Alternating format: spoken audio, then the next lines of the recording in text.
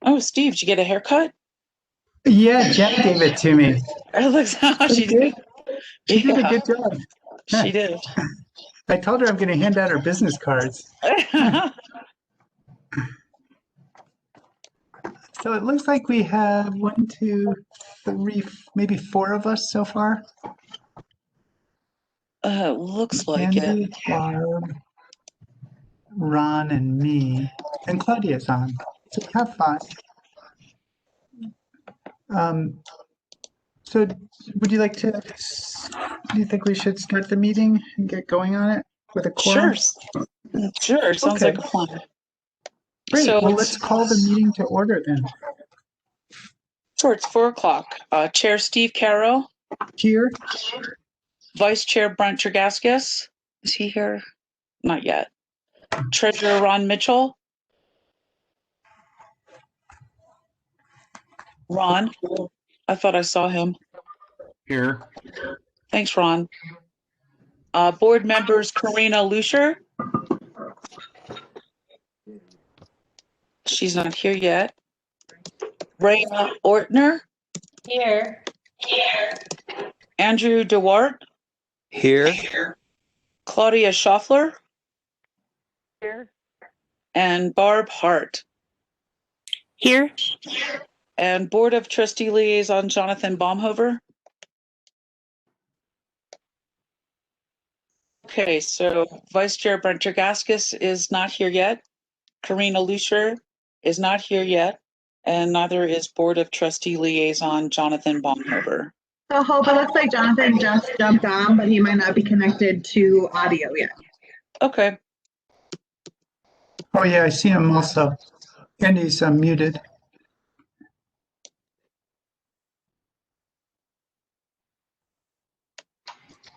And Brent just joined as well. Yep. I'm Oh, here. great. So then it would just be Karina. Okay. Well, great. Let's get started then. We'll call to order. Hope, if you don't mind doing that. I just did. Oh, right. Yes. Sorry Sure. about that. So we have public comment. I'll let anybody speak up here. If anyone has some public comment, you get 3 minutes.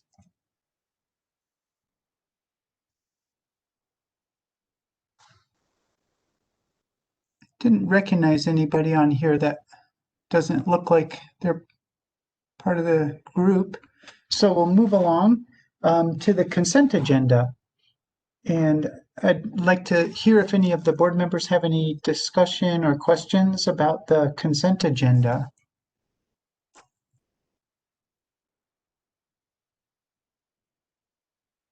Okay, then all those in favor?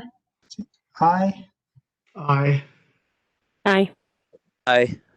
Aye. Aye. All opposed? Okay, so past the consent agenda. And we have a quorum, right? We do. We have everybody but Karina right now. Okay.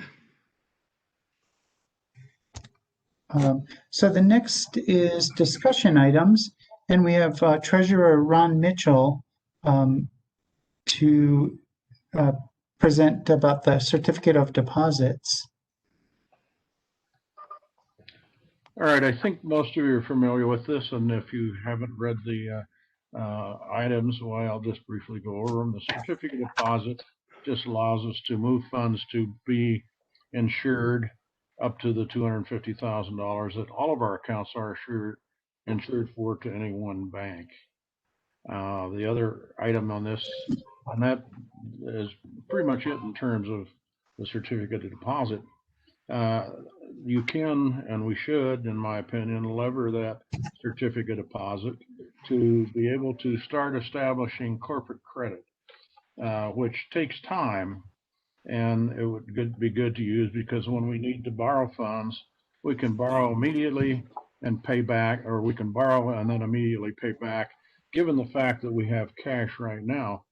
If we don't have cash, or if we take on a very large project and we want to leverage it, and for example, if we used our cash to get a building and then we needed income from the building, we would probably have to borrow from a commercial source for the rest of the mortgage on the building and be able to have the credit established well in advance to be able to.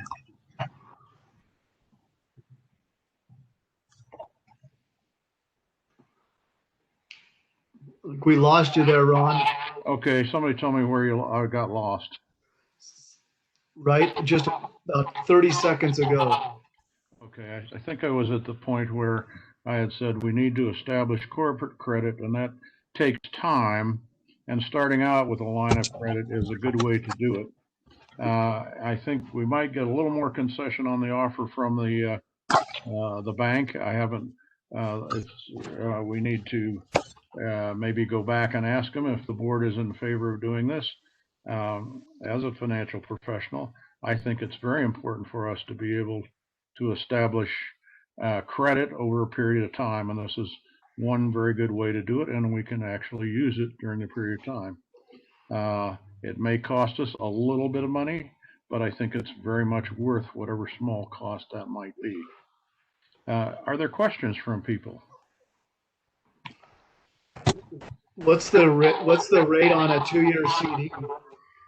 It's 0.75 for the full term. Now, one of the things that we might be able to do, and there is get a renewal at a little higher rate, but it depends on where the market is at the time. At least that's better than where we're at now, right? Yes, much better, 7 times better. Now, Ron, I had a question for you. When you said it's 0.75% over the term of the CD, would that be 0.375 per year? Or? No, that's the 0.75 is per year. Okay. So for each year, 0.75. Each year is 0.75, yes. Okay. This is Rhea, and I didn't do the calculations. I suppose I could. So how much interest will we be earning if we do this on the 250,000 versus leaving it where it is now? Or I guess I could do it. So Ron, there's a lot of feedback when other people start talking, so I'm having to mute you. So you'll need to unmute yourself to respond to Rhea. I haven't calculated it, Rhea, but I could do it and give you a figure later in the meeting if you want, or if you're doing it right now. 0.75 again is 7 times what we're getting right now. And Hope, do you know what we've gotten? Have you got the figures of what our interest has been? Oh, we haven't done a CD.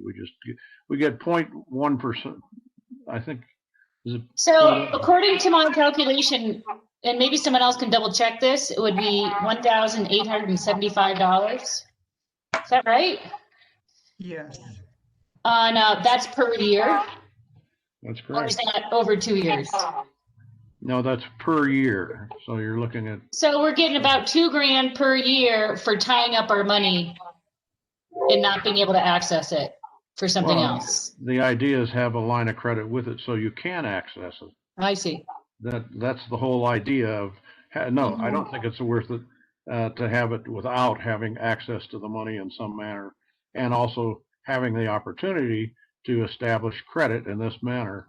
And how much will it cost us to get a line of credit? It's 1% to start with, and there's a possibility, but there isn't a guarantee, and I haven't discussed it with them. So really the financial implication is that we'd be, I don't want to say losing money because I don't think that's the right term to use, but the amount that we're paying for a line of credit is not covered by the CD. Is that correct? Right. There's a little bit of gap. That's correct. And what that gap represents is your ability to earn a credit rating. We didn't have a DUNS number. Hope had to scramble like crazy to get a DUNS number from Dun & Bradstreet, which is the worldwide largest credit rating union, and we couldn't do business, and we wouldn't have gotten a grant if she hadn't have gotten that DUNS number. Well, the DUNS number is then accessed by anybody to find out what your credit rating is, and this is the way to start building a credit rating, is to have a line of credit and use it occasionally and pay it back. And then you get a credit rating as an independent corporate entity. And I think this is very important for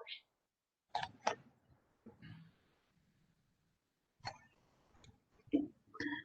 And Ron, this is Steve.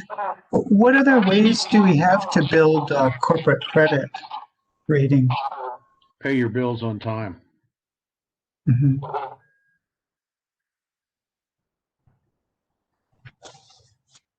And so the way it sounds to me is essentially we'll be paying about $625 a year for the 2 years for the purpose of establishing some corporate credit. Well, and also to be able to use the funds at any time you need them. But we could do that with $250,000 in cash in that account. You could, but you wouldn't be building any credit. Right. So that, yeah. Can I ask a question? This is Sure. Claudia. Yes.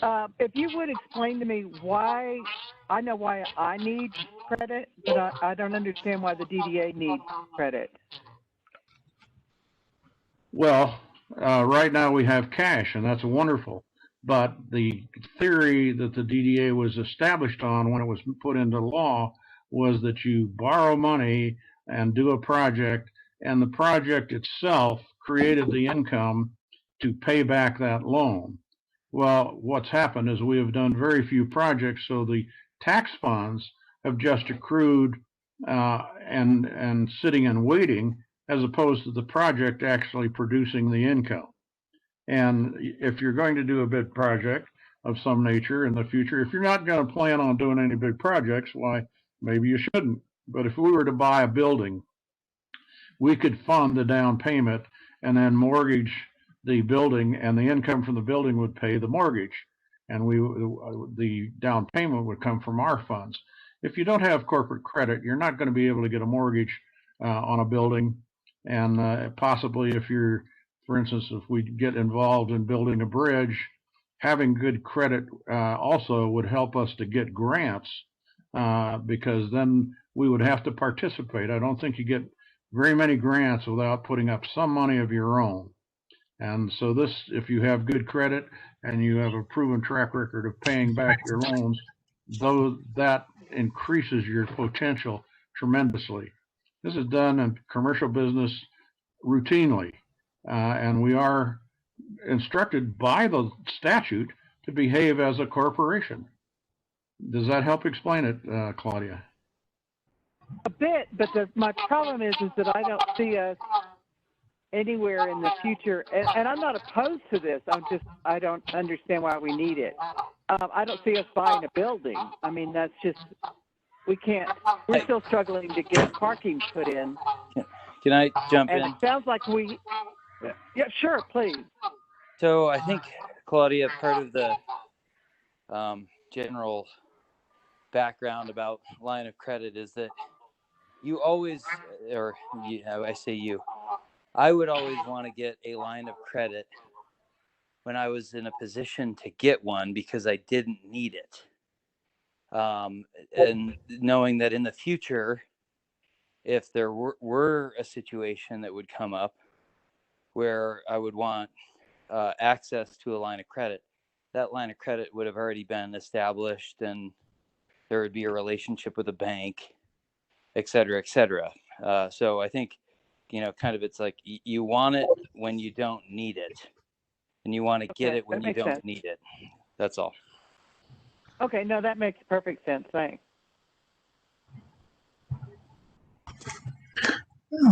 So yeah, if I could just jump in here, it's Steve again. So Ron, from the discussion so far, it sounds like the real question is about establishing corporate credit. And the cost is about $625 a year to get this line of credit with our CD as the collateral. Because if it weren't for establishing corporate credit, we could just put cash in the bank and have FDIC insurance for that amount and have total liquidity. So would you agree with that? That it seems like it's really the benefit is establishing corporate credit? Yes, that's the major. Well, the two things are having immediate cash through a line of credit, and then establishing a greater ability or an ability to have greater credit. I mean, cash is wonderful credit. Everybody will accept that, but your promise to pay has to be exhibited over a period of time, and that's when you establish real corporate credit. Right.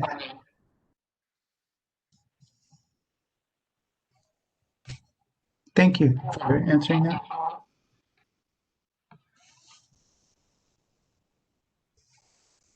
So I don't know if there's any more discussion or people to have questions. I think the last question I have, and I think I know the answer, Ron, is that when you can always get that money if we were able to get something approved and actually spend that money, we can withdraw it early. If we had a project, we just pay a penalty, some minor penalty to pull the money out early. So you're not absolutely committed for a 2-year period. Is that true? Well, you're committed on the CD, but yeah, the penalty that you pay is a little bit of interest on using the money that you have in the line of credit. You pay regular interest on that, and that's the penalty you pay. If you don't use the money, you don't pay anything. So did that make sense? Yeah, I mean, so essentially you don't have access to that money for the 2-year period other than through the line of credit. That's the way you have it, is through the line of credit. The answer is correct. No, a 2-year CD, you can't take the money back from the bank, but you have access to borrowing it. And if you borrow it, some money one day and pay it off the next, you pay virtually nothing in interest, of course. And that's where we are with that particular portion of our liquid assets. We've got 800,000 in the bank. We're taking 250 and trying to use it for these two reasons: establishing credit and having it to be able to use it by paying, as you say, a penalty, which is just interest on a loan. This is Karen Garrity. I have just a quick clarifying question. Ron, I just wanted to know your understanding then of next steps if this were to be approved by the DDA. Then is this something you could bring to the Board of Trustees? Well, I don't know as the Board of Trustees would be concerned with the DDA's changing their bank accounts, would they? I mean, you know, I think it's more the setting up the line of credit that they might want to know about. So why don't, you know, I will look into this if you guys do decide to go forward to investigate whether or not this needs to come to the Board of Trustees.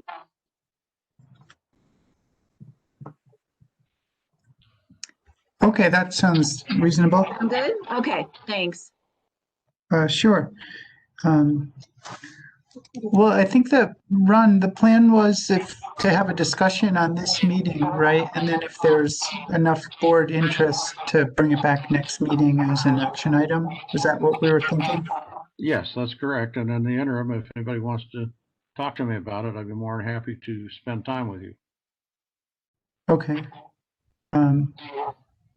Well, good. Then, yeah, I don't know if we would need to go through it now and take meeting time to express interest or not, or if you could just reach out to people between this and the next meeting to get it on the agenda as an action item.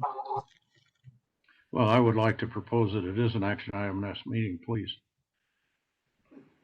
Ron, one more question. The Sunflower Bank at CD, I mean, that is FDIC insured, right? If the bank goes under, we still have our money, right? Yes. Okay. That's one of the prime reasons for moving it, is getting the insurance. Isn't our money already insured in the bank account? Or no? well, there's two levels of insurance. First is the FDI insurance. No matter how much money you have in one bank, if it exceeds $250,000, the FDIC only insures it to $250,000. However, there's a Colorado statute that adds additional insurance, which is $100,000. So in reality, you're really insured to $350,000, given the Colorado insurance. I forgot the exact name of the corporation, but I did contact them, and I had a long discussion with them. So there's a little bit more. There's 100,000 more than the actual 250,000. But everything above the 350,000 then is not insured. Ron, if I could jump in here, just checking with Karen, because I know several months ago she had mentioned that she spoke with the town auditor and had a somewhat of a different take on it. It sounded at that time. But Karen, do you have that information at your fingertips about what the... Well, basically, I don't have it at my fingertips, so I apologize. But I will tell you that the main thing that I want you all to know is that the money that is in the bank in Nederland is protected and meets the state law. So the question of whether or not it's FDIC covered, that's a different story. And I know your treasurer feels very strongly that you should have as much of your funds FDIC secured as possible. So, but I just do want to make it clear, our auditor made it clear, it's in our audit, that we are following the state law and that our money is protected. So that was the main point. That it was protected, although we're not quite sure how at this point. Well, no, it's basically protected by the assets of the bank. And that's what Ron and I have talked about in the past, is that if everything goes to, hell in a handbasket and the economy plummets, we're all going to be struggling. It's not going to be like our bank that goes under and nobody else does. So that's why the state law is a little bit different than, it's not saying you have to have all your funds FDIC secured. But Ron, that's his preference as your treasurer. He's making that recommendation to you. Well, and also, I talked in depth with the Colorado individual who's in charge of bank situations, and when there are bank failures, they have a plan where they basically salvage the bank. So in recent years, nobody has ever lost any money because they'll close a bank on Friday afternoon, they'll walk into the bank and close it, and they will have a buyer ready, and the bank will open most normally the next Monday morning with a new name.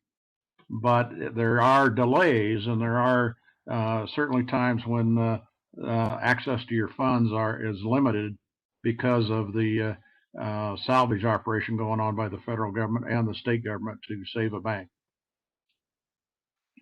Okay. Well, great. I'd like, if there's not more discussion here, I'd like to propose that we, reach out to each other. Ron, you could reach out to the group in between the meeting and see if there is enough support to bring this back as an action item for the next meeting.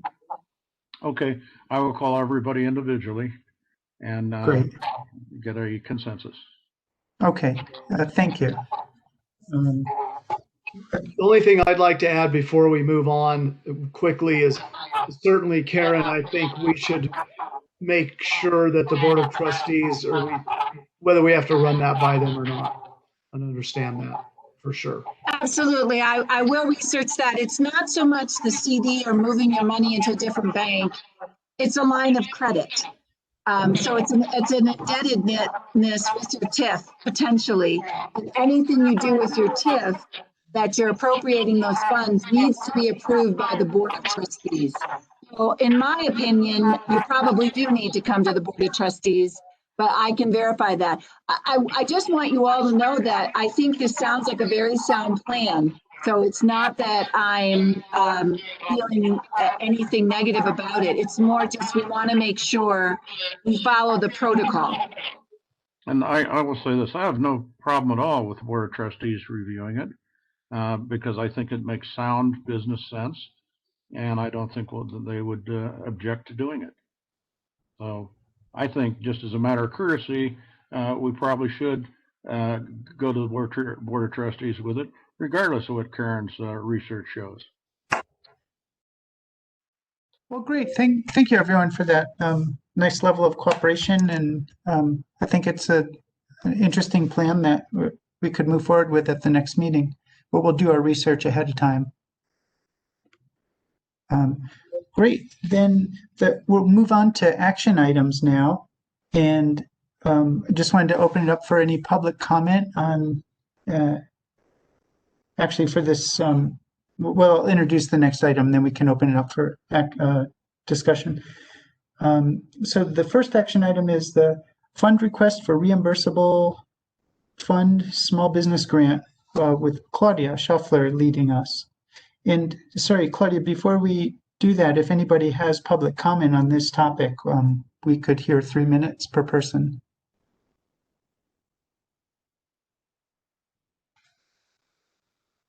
Okay, go ahead, Claudia, if you'd like to present this. Sure. So as you guys know, things are still very precarious and they're actually getting worse throughout the country. We are hoping to get approval to be able to offer some funding that has already been, is in the bank basically for, we were reimbursed for the money that we gave out the last time, that we dispersed last time. So we still have some money left. So we've worked on, Karina and I and Hope have worked on a plan to come up with how we could how we could disperse the rest of the funds. We've reached out to the businesses and we've spoken to many of them in person about what they actually need. And then we've come forward with some plans on how we could fairly distribute it. I've actually had a couple of businesses tell me I'm doing fine, I don't need anything, whereas many businesses came up with that they would like to have some help with the air filtration system. And the reason for that, if it's not already obvious, is that we have to close up where we could have had open doors and better ventilation until it got cold. So in my situation, I have to close up totally and there's no real good ventilation solution in there. So I would love some reimbursement. I would love to be able to purchase something and then have some reimbursement for that. Also under consideration with some of the restaurants were maybe looking for supplemental heaters to be able to serve outside. That's the bulk of what I heard, but we put together the application, which you can see, and let me pull it up myself. It's a limited amount, $500 to $1,000, and of course that's dependent on how many businesses actually apply. If, for example, you were to purchase a air filtration system, then that receipt would need to be submitted to qualify up to $1,000. If it doesn't, then you can add on other things that we've determined to qualify. We did talk about allowing people, if they could show their revenue was way down, that if they could show us some sense of that. And I've already gotten some pushback on that. I'm not going to share my, what I was told was I'm not going to share my spreadsheets and my income and so on with the DDA. So if that were to become an issue, I would like to think we could come up with some simple way to show that, because I know one person who's a very small business, just herself, has had no income. So if we could just figure out a simple way to verify that, and I think it should be pretty easy because we know who's in business and who's not. So the bottom line is we're asking to be able to disperse these funds based on what we've shown you guys, based on what we've heard from the businesses. We need to do this pretty quickly as the grant money has to be dispersed within a certain time frame. So there we are. Any questions? Yeah, let's see if I could run through the group quickly just to facilitate since we're in the online mode. Brent, do you have any questions to start off? I mean, I really appreciate, the hard work there it takes to kind of put something like that together and get feedback. And the filtration stuff is real. I mean, I can just tell you, I spent about $20,000 on it this week for Eldora. So I understand the need at a small business level. And I think it's a great step. I still kind of go back to where we were 8 months ago in trying to be fair to everybody. And it's tough when you've got some people that say they're doing fine and don't need anything, and versus trying to be equal. And I kind of struggle with the concept of a grant concept, or a way that, like, if you can prove you're going to spend it on, PPE or filters or whatever, and versus somebody that maybe says they don't need it, but most of us would all take some money if it was given to you. And I think what we did before was really good. And most people, at least the feedback I received, I thought was very good and done fairly. So it just seems like we're going down a path of a little bit of a grant based on your needs or whatever. And it just kind of gives me a little bit of caution or reason to pause. I wouldn't say I would vote against it, but I still like the way we did things that were more evenly split last time than trying to have a process. But that's just my 100,000 foot level perspective. Thank you. Well, no, I think that makes sense. We're not eliminating anybody. Everybody is still open to being able to apply. Yeah. The businesses that told me, it was just really nice to hear, and I encouraged them to not rule it out. They said there's other businesses that need it more than I do.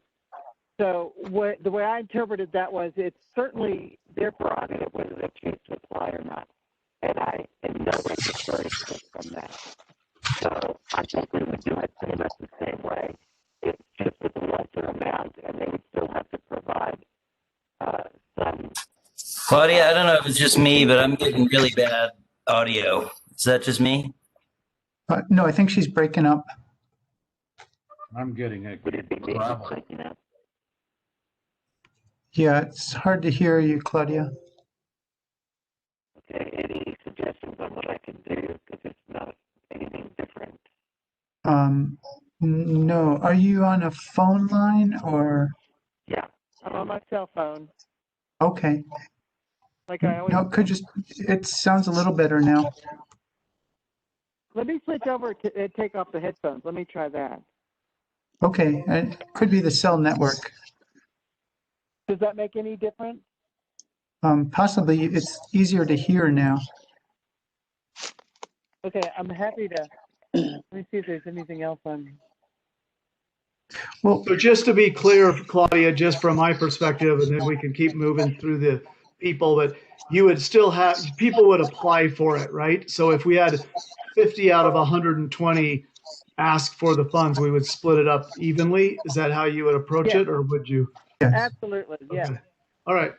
Okay, you can keep moving. So Sorry. 500 to 1,000 is only means that you may get 500 if a lot of people apply. You would get 1,000 if a lot don't.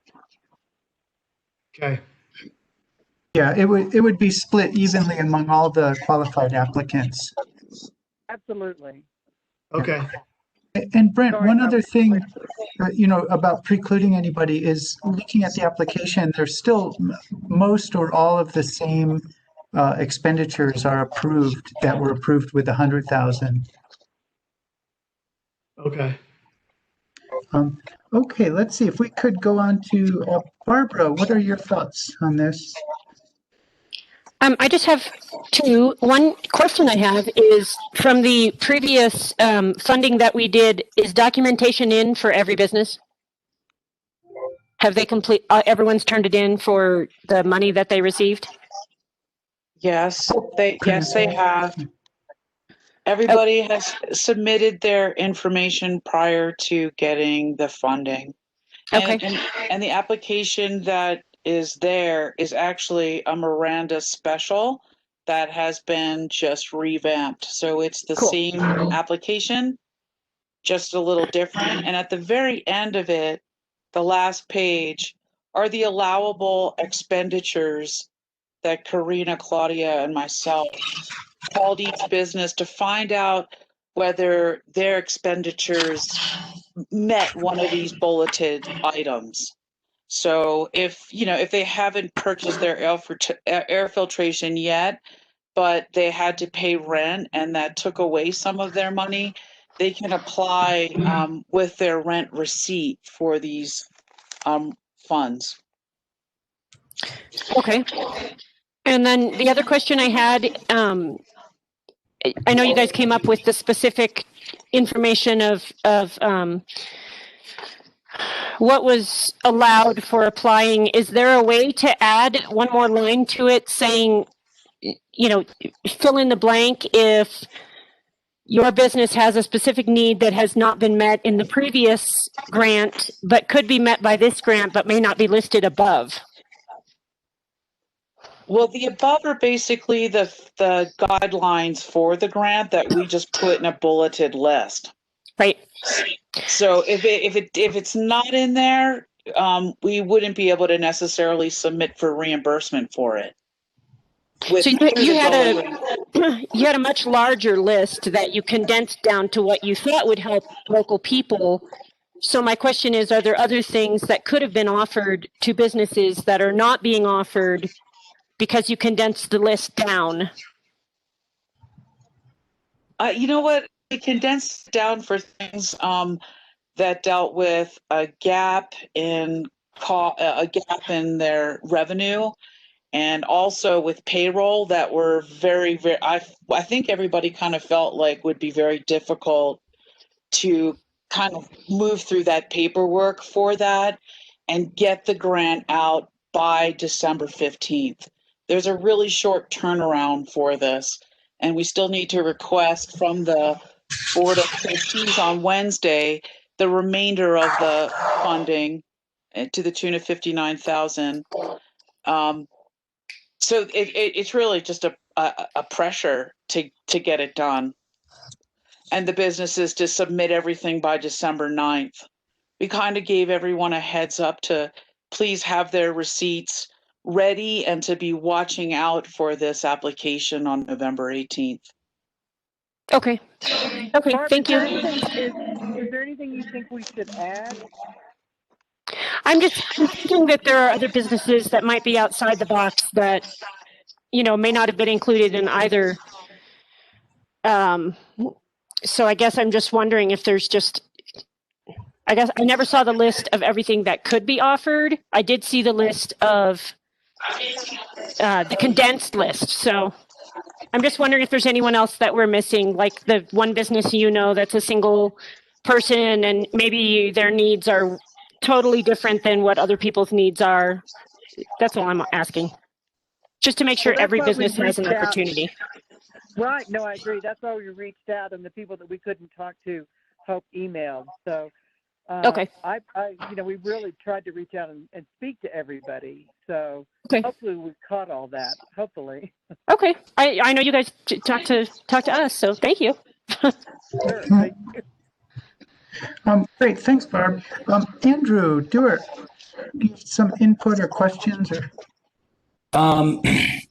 No, I think just from I'll use Brent's term of the 100,000 foot view, is that I think if anything, and maybe there is this resource out there already that I'm not aware of, but knowing that most small business owners act as their own, they don't have a chief financial officer.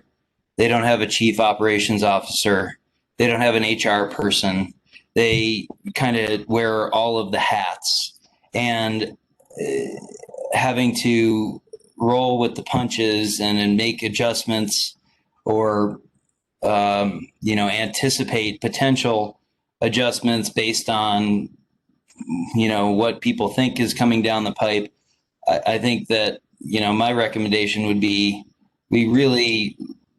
the best resource that I could recommend that would be, some real traction would be a, pro bono grant writer to help these businesses fill out all the forms, jump through the hoops, check the boxes so that, they're not simultaneously having to order, food, beverages, or, merchandise or clothing, deal with employees, deal with payroll taxes, etc., while simultaneously having to wade through the grant process, and which, I know that the government entities have made it as simple as they can as far as a grant goes, but by no means does that not take a substantial amount of time away from a small business owner to have to, dig out all the paperwork, fill out the forms correctly, work with our local zoning and building departments to, I'm thinking specifically about the Colorado winterization grant, where, there were 8 or 9 really good boilerplate designs tailored for certain, it seemed like they were mostly restaurant oriented, or service oriented businesses, whether it was street parking or rooftop or covered patio or, XYZ. But just, helping the small businesses with a resource that can say, hey, all right, let's take this winterization template that was covered and let's, modify it slightly. Let's get the info. Let's fire it right back to them and, throw a dart at the wall to attempt to get a grant. That's the bottleneck that I see and hear on the streets is like, hey, I'd really like to do this.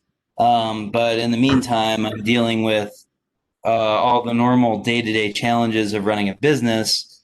Andrew, can I interrupt you real quick? Yeah. I think this is great. I totally support everything you're saying, but I don't think we can use the money that we currently have for that. But I would love to look into finding some way to support small businesses on that, but I don't think we can use this money for that, if that's what you're suggesting. No, I understand. I was using that as an example of like any grants, anything that requires a small business to engage a municipality and or a state government can be it's time consuming, and whether it's $1,000 or $10,000 or depending on the grant and depending on the business, obviously those are all factors that come into play and need to be considered. But just having, I don't know if establishing someone that can help, business entities, no matter who they are or what they're doing or what their goals are, just with the paperwork end. That's all. That's Andrew, kind of where I was going with that. Great. Andrew, I think that's a good idea. And if you'd like to, propose for our next meeting to put an aim together for something like that, we would certainly entertain that. But thanks for your input on this. So I know you've talked about that before, how we could have some business grant writing help and things. But yeah, if you want to put it together, I think the board could entertain that at our next meeting.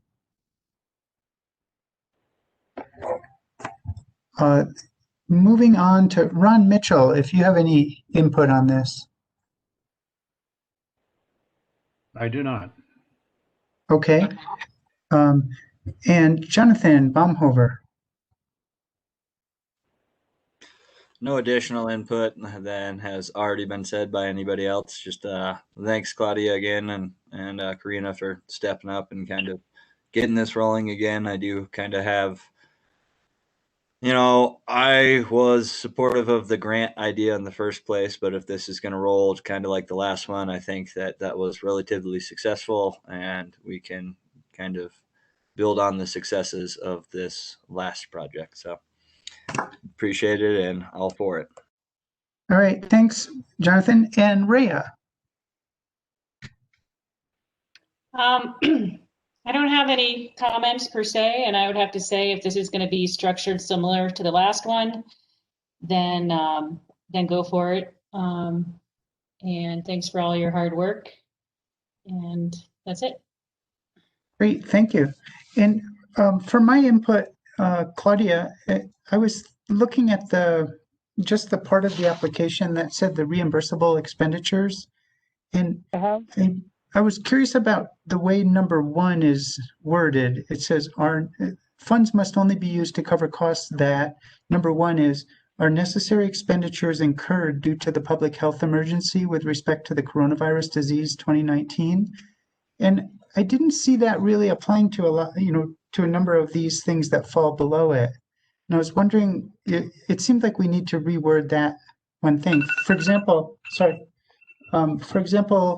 rent or mortgage isn't incurred due to the public health emergency, or utilities paid, things like that. So I didn't know if that statement is even necessary, and if you think it is, maybe there's a way you could reword that.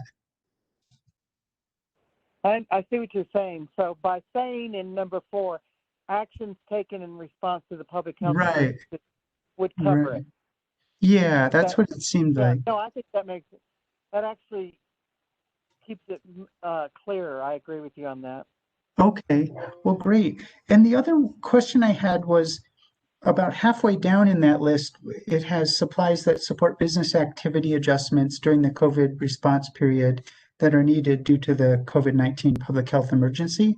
And it had an example of to-go products, but then right below that, it said this does not include PPE.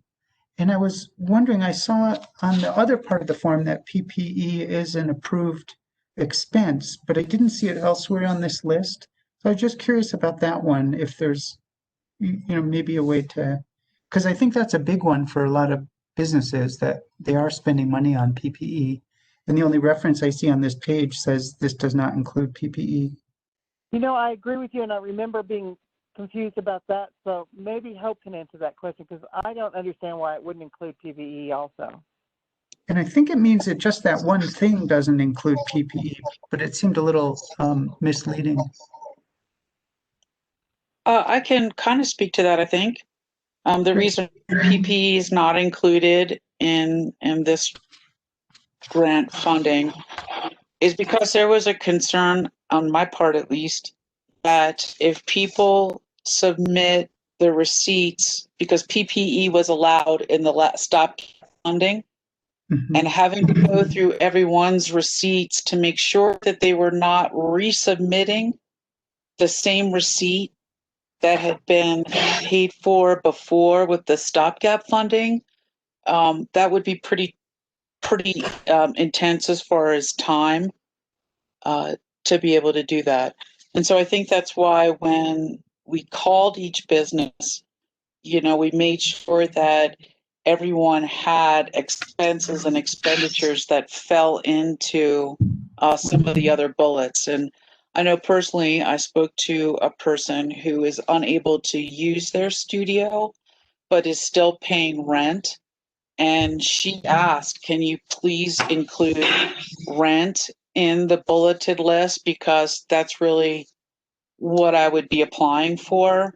And I asked Karina and Claudia if that was okay. They agreed, and so we added it into the expenditure list. Well, I have to say, I think we could include PPE with and I'm sorry I didn't catch this before. We could certainly include PPE. We would just have to ask it dated after it was purchased, after the last grant money was dispersed, and that will take away any options of using the same receipts again, because I know I didn't just purchase it once. I've been purchasing PPE right along. So I don't see any reason why we can't include PPE. Just ask for the receipts to be dated after whatever date we choose, which would be what? August, September? August 31st. Yeah.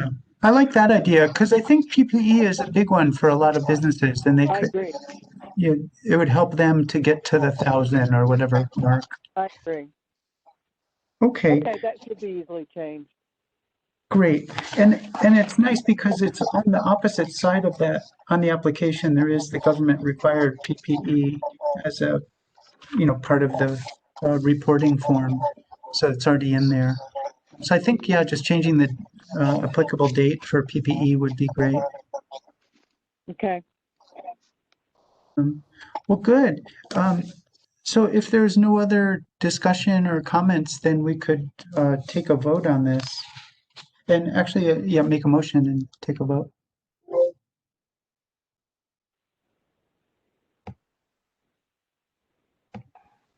Claudia, you get to go. Oh, I get to make the motion? Well, actually, the vote is to present a resolution to the Board of Trustees requesting the remaining funds of the that are available to us in our funding.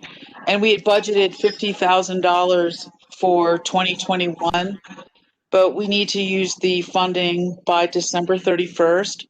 So the request is for the funding of $59,980, $890 to be used towards this. Okay, so I'm asking for a motion to approve the continued disbursement of the COVID relief fund and asking to approve $60,000 that's been earmarked for COVID-19 relief funding for businesses from the Board of Trustees. Okay, and do you want to vote on each motion separately? I'm sorry, did you say something to me? I was just asking if we should vote on each of the two questions separately. Okay, I can ask for approval of the funds request for reimbursable fund small business grant.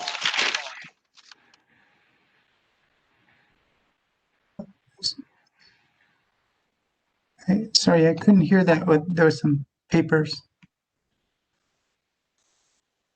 Okay, I make a motion that we approve the COVID relief fund request from the small business grant.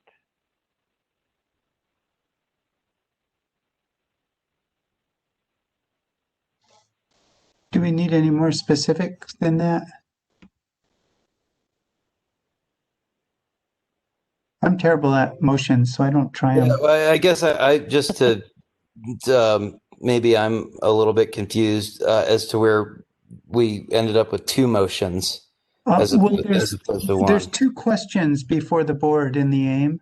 Does the NDDA board approve of the application as it's written? And I think that one we would make those two alterations in the motion of that one. And then we're currently on the first motion about approving the going to the BOT for this funding. Okay, thanks, Steve. Sure. Hope, do you want to clarify that? Can you clarify that motion any to make it sound more complete? Or are you good? I'm sorry, I had to unmute. So it would be the motion to approve the COVID relief fund application with contingencies, which are the two changes that were requested in it. Just short and simple. Motion to approve the COVID relief fund application with corrected contingencies. So maybe not to step over you, but maybe would a better way to word the second question, does the NDDA board approve of the amended application? Well, does that make it simpler? I think it's not amended yet, or maybe, whatever you guys feel. How's this? Will the EDA approve the reimbursable funds grant application with the two amendments that have been suggested? Yeah, that sounds good. Second that motion. Third. Great.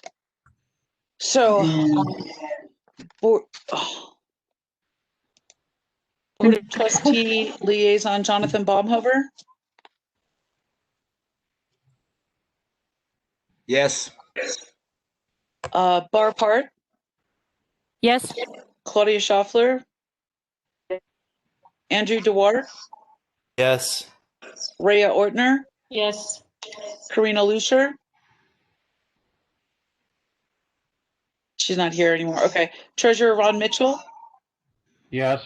Vice Chair Brent Chergaskis, Absolutely. Chair Steve Carroll. Yes.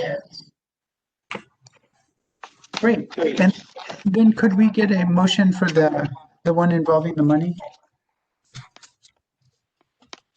I make a motion, this is Claudia, that the DDA approve the resolution 2020-XX, approving the use of $60,000 in TIF funds. Great. That's good.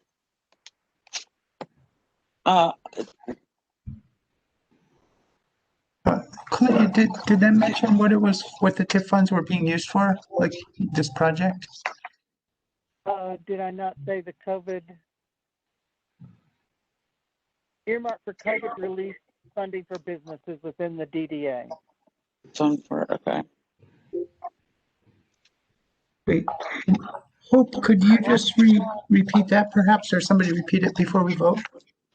It would be the motion to approve Resolution XX, which I will send to everyone, approving $60,000 in TIF funds for a COVID relief fund in the DDA district. Second that motion. Great. Board Member Rhea Ortner.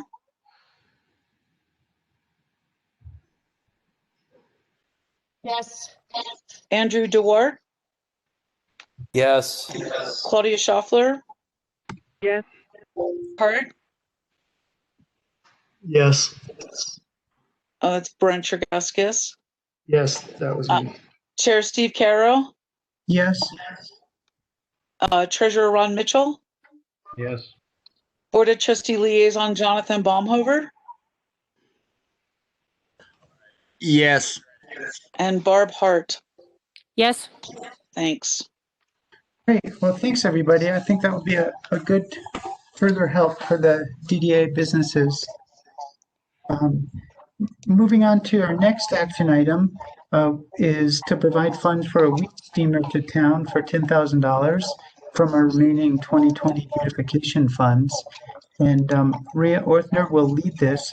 But Rhea, before we do that, let me just ask if there's any public comment on this item.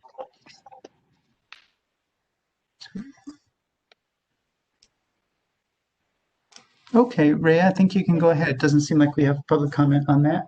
Okay. I'll just start off by saying that, I know how heavily COVID is impacting all of our lives and it's sucking a lot of our energy, but the weeds keep coming. They keep producing seed. They keep on spreading. And the DDA this past year and years past has contributed through the beautification budget toward noxious weed control. It's not only the environmentally right thing to do, but it's also legally required to control noxious weeds. So, in the past, there has always been strong opposition to using herbicides. And so this new technique came on using a weed steamer, using supersaturated steam to kill weeds. We've used it for the past 2 years in the Nederland area, and it has been successful. I would have to say it would be better if we could do more. It's expensive hiring outside firms to do it. They charge probably around $100 an hour. And there's areas outside of the DDA that also need noxious weed control work. And so Chris Peltier, Public Works Director, said, well, doesn't the town just buy our own weed steamer and then we can do it for a lot less money? And so this year it happened to be that we had an excess of around $12,000 in the beautification budget. It's already been approved. And so what I'm asking is if we could contribute $10,000 of that dollars to the town towards purchase of a weed steamer unit, which I believe is around $22,000. In return, Town Public Works would do the weed steaming for us for a minimum of 2 years, but likely much longer until the equipment fails, which is, I think Chris is on this call. He could probably answer the question, but I think is for a long time. So in the AIM, there is a link to Chris's memo. Let me see. Can Miranda bring up the memo from Chris?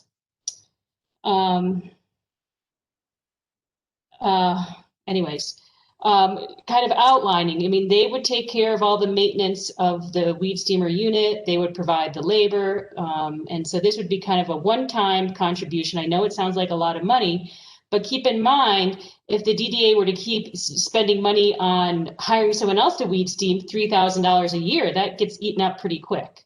So to me, it's a no-brainer. And I'm super psyched to have the support of the town on this. There's a lot of materials associated with this AIM that you can look through, but I'm also happy to answer any questions. And Maria, unfortunately, there isn't a link to the memo, so I can't pull that up. The AIM is just list the attachments. Okay. It's the second bulleted item on the agenda is Chris's AIM, where he goes into what Public Works would provide. Thanks, Miranda. Oh yeah, I'm sorry. The link is on the agenda. My fault here. Sorry about that.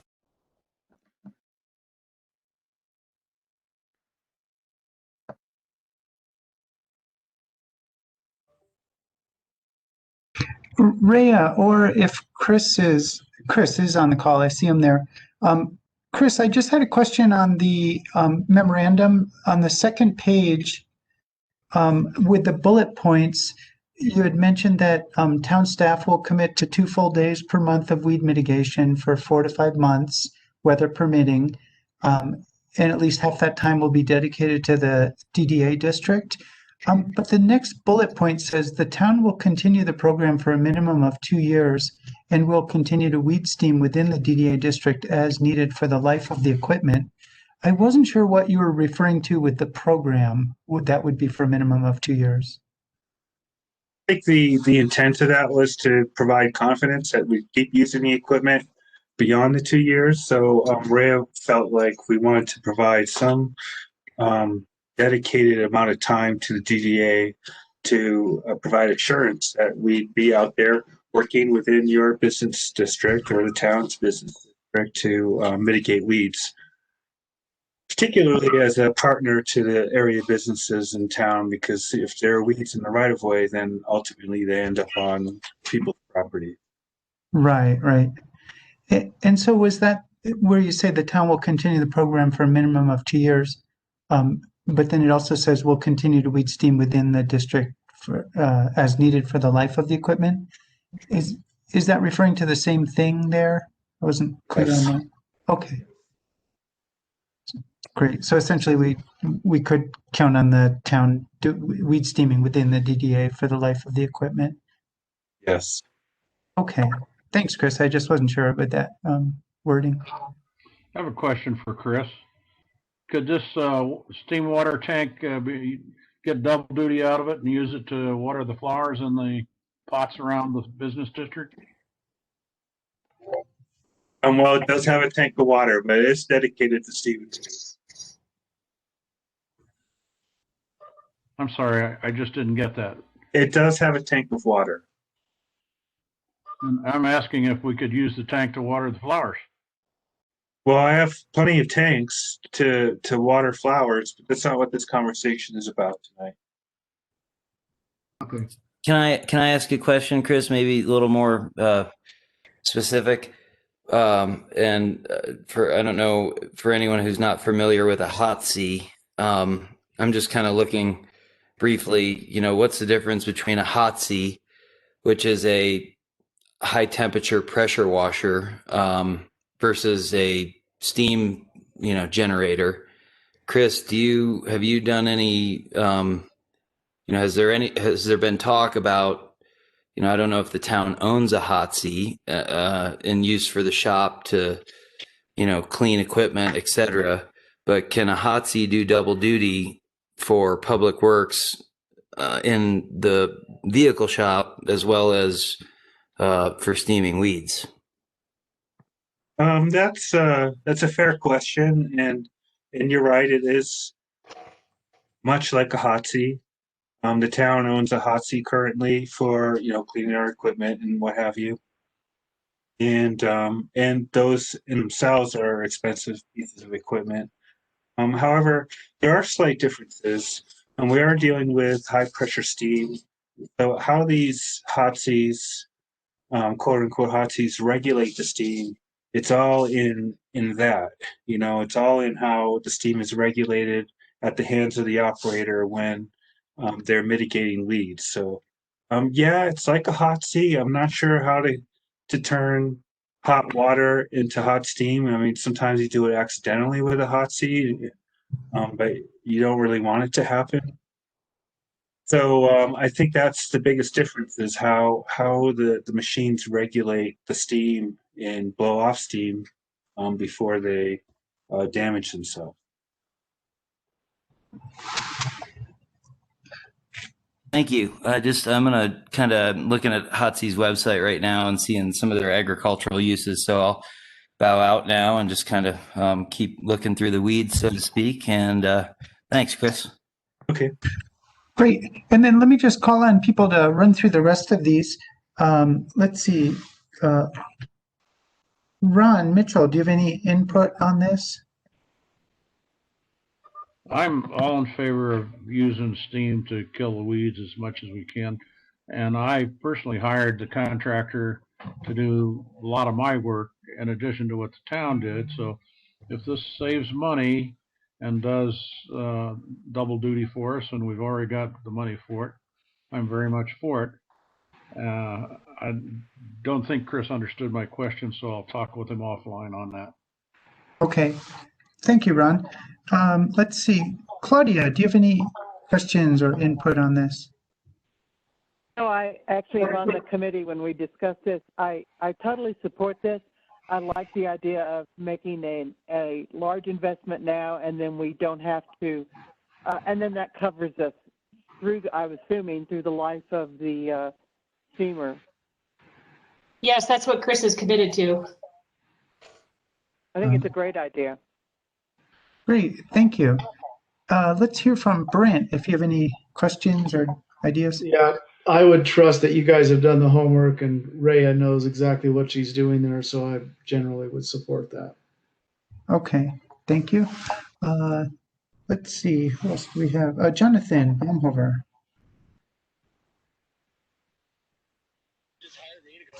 Yeah, I mean, the weed steamer seems to be working the best. And after years and years and years of Rhea working around town, I previously had worked around town to try to control these weeds. It seems to be the most cost-effective way of doing this. So I'm all for this investment and the town having its own weed steamer because noxious weeds aren't going anywhere, and we're probably just going to get more and more species the more folks come up to use the area.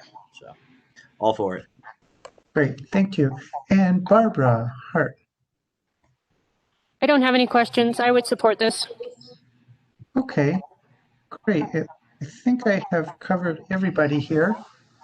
So, Ray, is there anything more that you'd like to say before we would put it to a vote? I just want to reiterate, this is money that's already in the approved budget, and it's just excess from beautification funds. So the money has already been approved to spend, and it's just a slightly different use. So. Great. Well, thank you. Would you like to make a motion? I probably should have thought of that.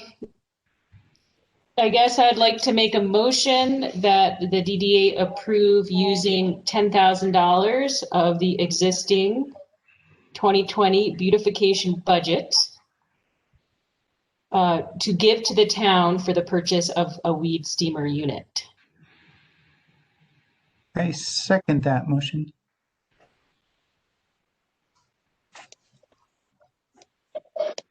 Great.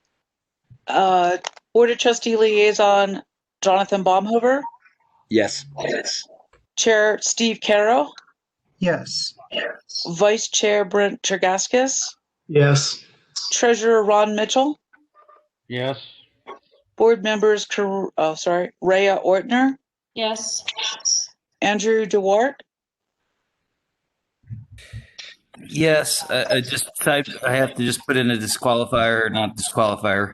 Yes, and in looking at the specs of these steam generators and a hot seat, I wonder, if it would be worth at least looking side by side comparisons of what they actually do, because it appears to me just briefly that the hot seat steam generators can do double duty.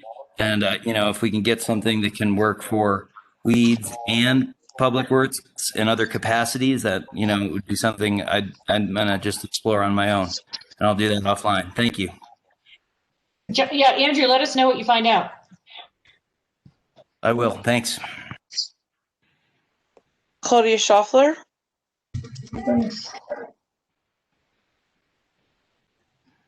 I think I heard her say yes, and Barb Hart. Yes. Yes. Great. Unanimously sort of approved. Great. Thank you. Thanks, everyone. Yeah, thanks. And I think that's going to be a great thing, and certainly a really good return on our investment compared to $3,000 a year. Let's see, moving on to the next action item. We have the Town Holiday Light Fund request. And Claudia, I think you were going to present this one. Yep. So I'm going to start out with what Rhea said. There's funds already approved that we're asking for with this, so it's not new funding. So what we're asking for is funding that has been approved for art festivals or any kind of events in town that ended up being canceled. We're asking to use those funds to turn around and give money to town to buy and put up and continue to store. Again, this is hopefully a one-time investment for several years. Holiday decorations. The reason I'm so passionate about this is because I think with everything going on, it would behoove us to spend some time and money over this holiday season to lift everybody's spirits. And ideally, from a business standpoint, it would draw people into town just to see and enjoy the lights and enjoy the atmosphere. And then ideally, obviously, they would come in and spend money in the businesses and the restaurants. So what we have is a draft of a holiday map, lighting map that Nikki and I think Miranda have worked on. And then we have a rough estimate of what they want to purchase. Some of it, since we're kind of getting down to the wire, may not be available. They may change their mind. For example, they have candy canes on there. At first, it was thought that maybe we could have some volunteers that would make those, but that may not be practical. They may end up going out and buying them already assembled, things like that. So what I'm proposing is that we approve $5,000 to go to the town to purchase commercial grade, long-lasting holiday decorations, which they will then manage putting up. So actually, Nikki Dunn would be the project manager on this, and it should be pretty simple. I'm asking the DDA to approve $5,000 that we give to the town, with the understanding that they will spend it on Christmas, well, I should say holiday, because it's not just Christmas, holiday decorations, and that they will put them up to the best of their ability in the areas that they've designated, assuming that there's not some problem where they can't hang it exactly where they said. Okay, thank you, Claudia. I'd like to just run through the list again and hope people can be pretty brief if they have questions for Claudia. Let's see, could start with Ron Mitchell.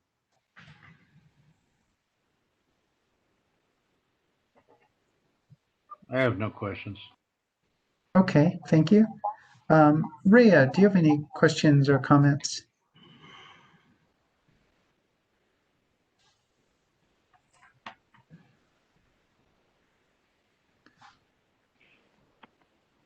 Rhea, are you on?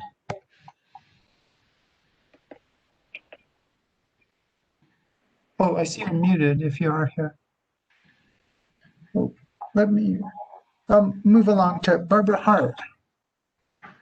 I just have a couple of questions because it looks like, in general, a donation to the town without us having any information on how the money gets spent. And I guess I feel like we should be part of that. I'm remembering last month's meeting when Jonathan said we need to have transparency and be accountable for our money, and we got turned down by the BOT for something we were asking for money for. And I feel like if the DDA is going to be purchasing the lights, that we should be involved in spending the money and know where it's going as it's being spent, writing the checks for it, and not just say, here's $5,000, do what you want.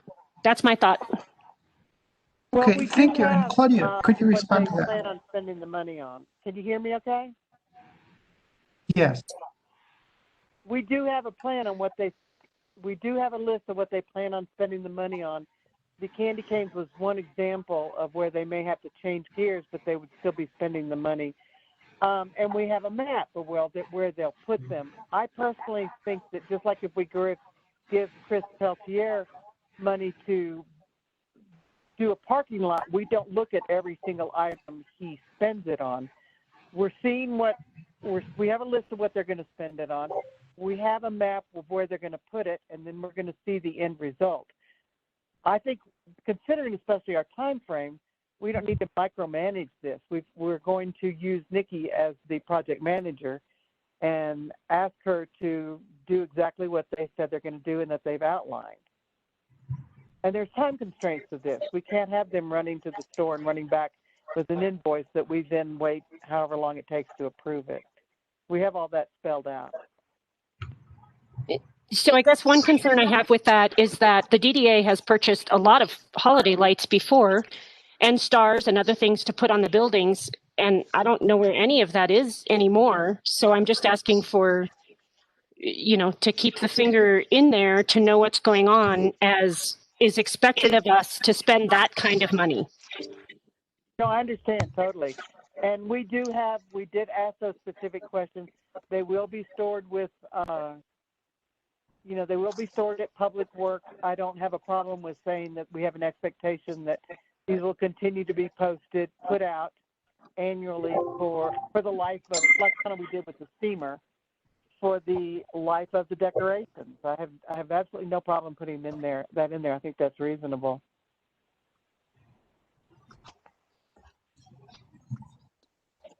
I know that it's very uncomfortable to talk about this, but in the bylaw, it does talk about the DDA, treasurer, and ED approving all expenditures.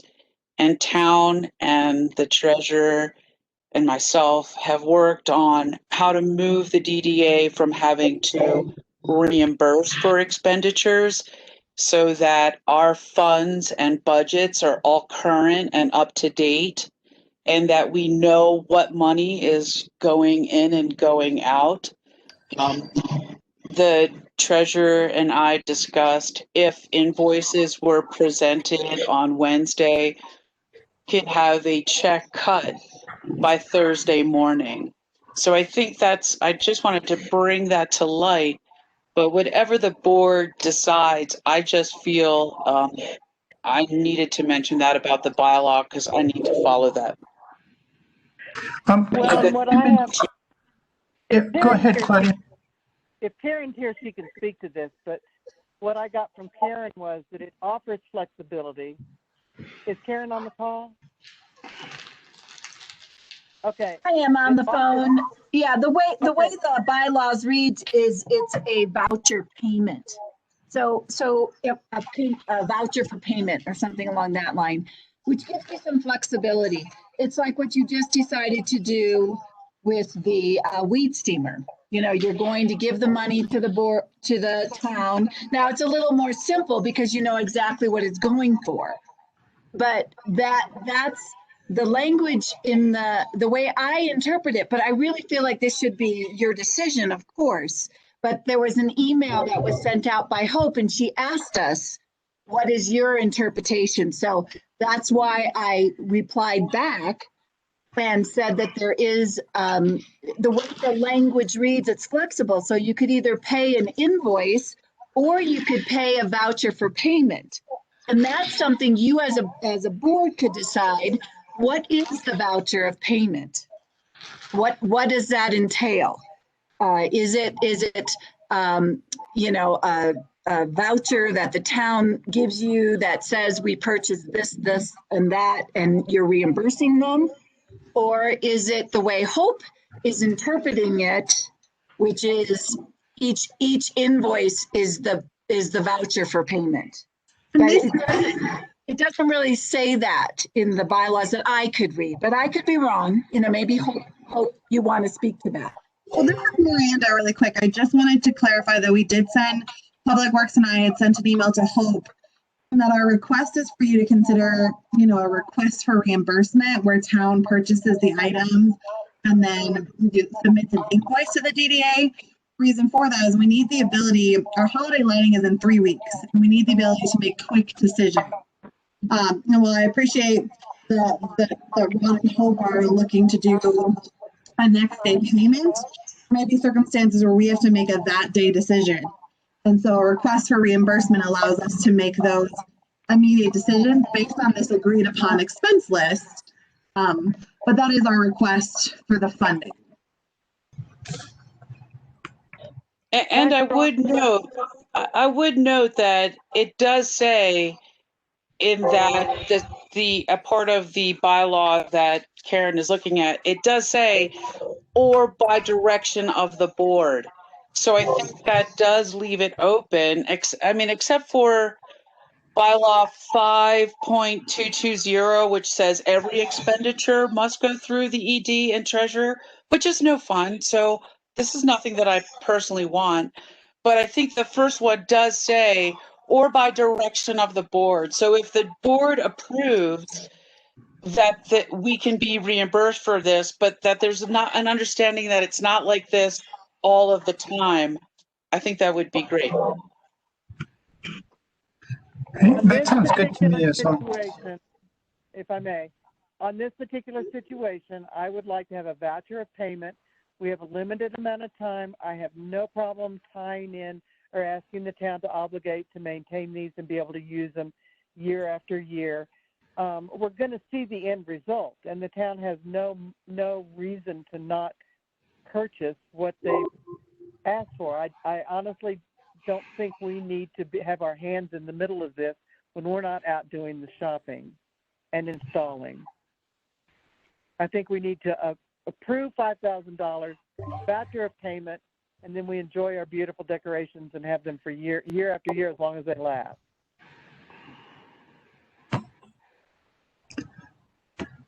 Okay. Have we cleared up that point that we could do a voucher of payment?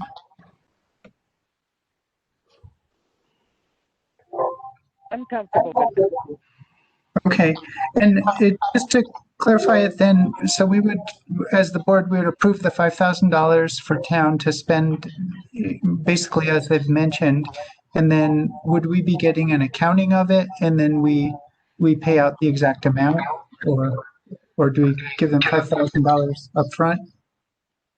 My understanding is, and I think we've done this before, so correct me if I'm wrong, we would approve $5,000 for the town. If they don't spend it all, then they reimburse us. Is that correct?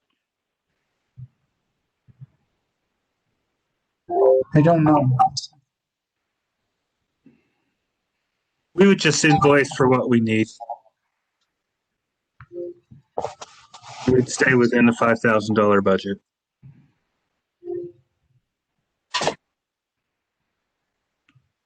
Was that correct? Okay. Yeah.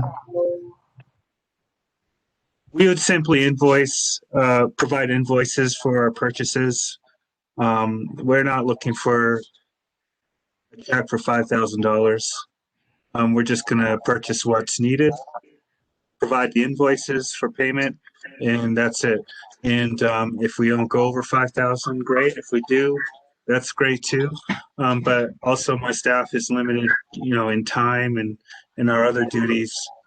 So, I'm not sure how far we're going to get, but that's how I envision the process going. Right, so we're looking to do what I'm referring to as a request for reimbursement, where town purchases the items based on this expense list and then submits an invoice and backup documentation for reimbursement. And to Chris's point, we definitely won't go over the 5,000 and we may not ever even meet that given our time constraints. Sure. So what you're looking for tonight is basically like assurance that we would reimburse up to $5,000 for the holiday lighting. And then town, when they're done with it all, would have paid, they would have bought the stuff themselves and then get reimbursed from the DDA up to 5,000. Yeah, that's what we're looking for. I like that because their time is of the essence and we don't want to be like paying every invoice and all that. That would just really slow things down. So I like that system. Let's see. That works for town. That's fine with me. Okay. Well, great. Thanks. And let's see if, Brent, if we could just go back to any questions you had about the whole holiday lighting idea or any part of it. No, I think it makes sense. So let's just move forward and Okay. Do it the way you just suggested. Great. I feel the same way. I like the project and I like that simple system of town buying what they need based on what they've told us, and then we reimburse them up to the 5,000. Rhea, you've already talked on this topic? Is that true? Yeah, we've talked about this in the beautification subcommittee, so I'm in support. Okay, great. Let's see, Jonathan Baumhover, do you have any input?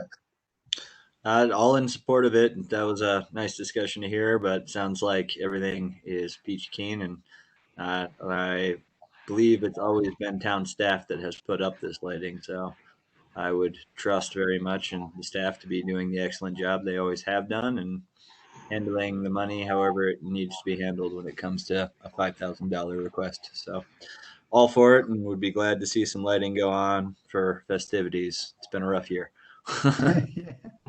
Great, thank you. And let's see, Andrew, do you have any input? No, I'm just bringing up the point of, if we've bought these before, where are they? But I'm for it, and it's windy up here, Andrew. No, I do. Yeah, I just got the memo. Yeah. Okay. Right. Maybe we could, invest in more staples when we put these up. But anyways, that's I'm for it, and looking at specs on weed steamers right now, but for holiday lighting for sure. Okay, great. Would somebody like to make a motion?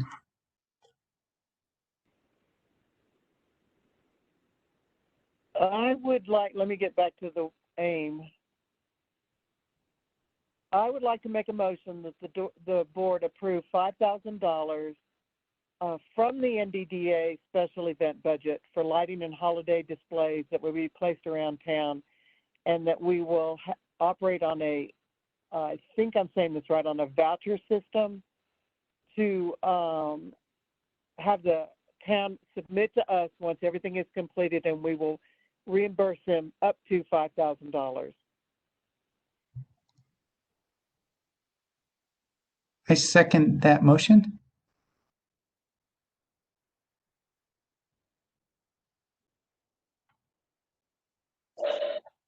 Great, sorry about that. Board member Andrew DeWart. Yes. Claudia Schaffler. Yes. Barb Hart. Yes. Board of Trustee Liaison Jonathan Baumhover. Yep. Chair Steve Carroll. Yes. Vice Chair Brent Chergaskis. Yes. Treasurer Ron Mitchell. Yes. And Rhea Ortner. Yes. Great. Well, thank you. And thanks to town for putting in all that labor and legwork and purchasing and planning it all. Yeah, Steve, this is Chris. Yes. Just to clarify, the town has a lot of Christmas decorations. It's not like they just disappear, and we store them and break them out and untangle them every year.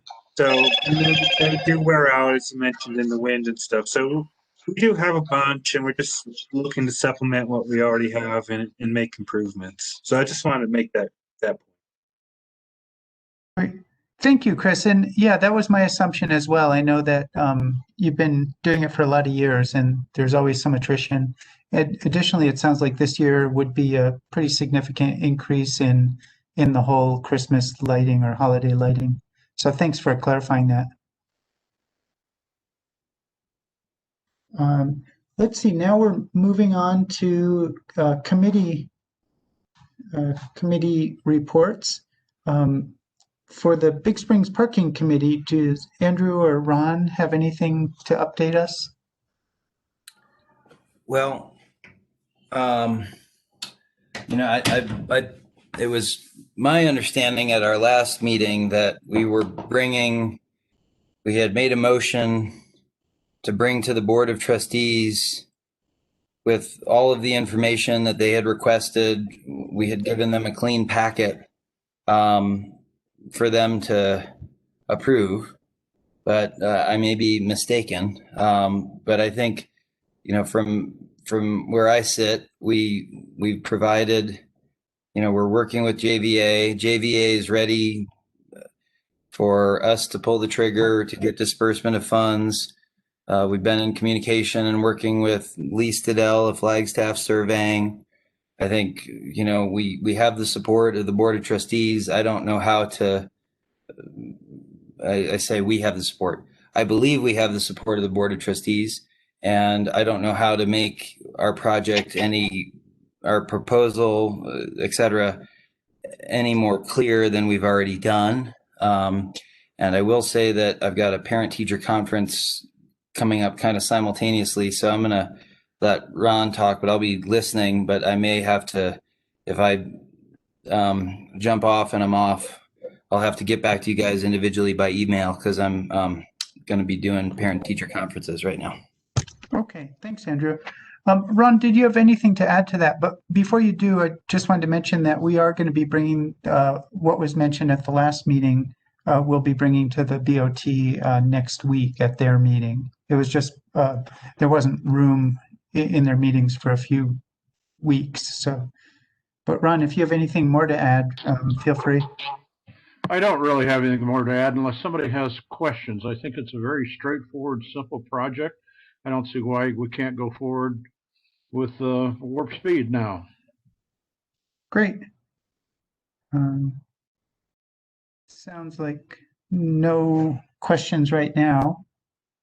Well, thanks, you guys, and we'll definitely have an update for the next meeting, because we will have presented to the BOT, and I expect that to go very smoothly. Okay, moving along to the Wayfinding Committee.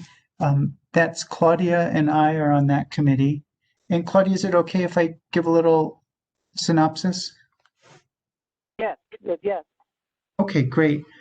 So Claudia and I, as the Wayfinding Committee, had a chance to talk to John Bosio from Merge, and we were looking for a way to move forward, because we haven't yet, officially approved the budget for the project, and we had talked about it back in January and February and gotten approval to send out the RFPs, and then COVID hit. So what we've done is, tell Merge that we're going to move forward with them. And in our discussion, what we came up with was that really the initial stages of the project would be exactly what we're looking to do at this point, which is to assess and determine what the scope of the whole project will be, and identify the major stakeholders, and figure out timelines and some potential schematics for signage, but especially just phases that the project could be broken down into, and budgets for each of the phases. And so Claudia and I would be moving forward with that with Merge, and with the idea of coming back to the board at our next meeting with an action item to approve funding for for whatever phases or the total project, depending on what we find.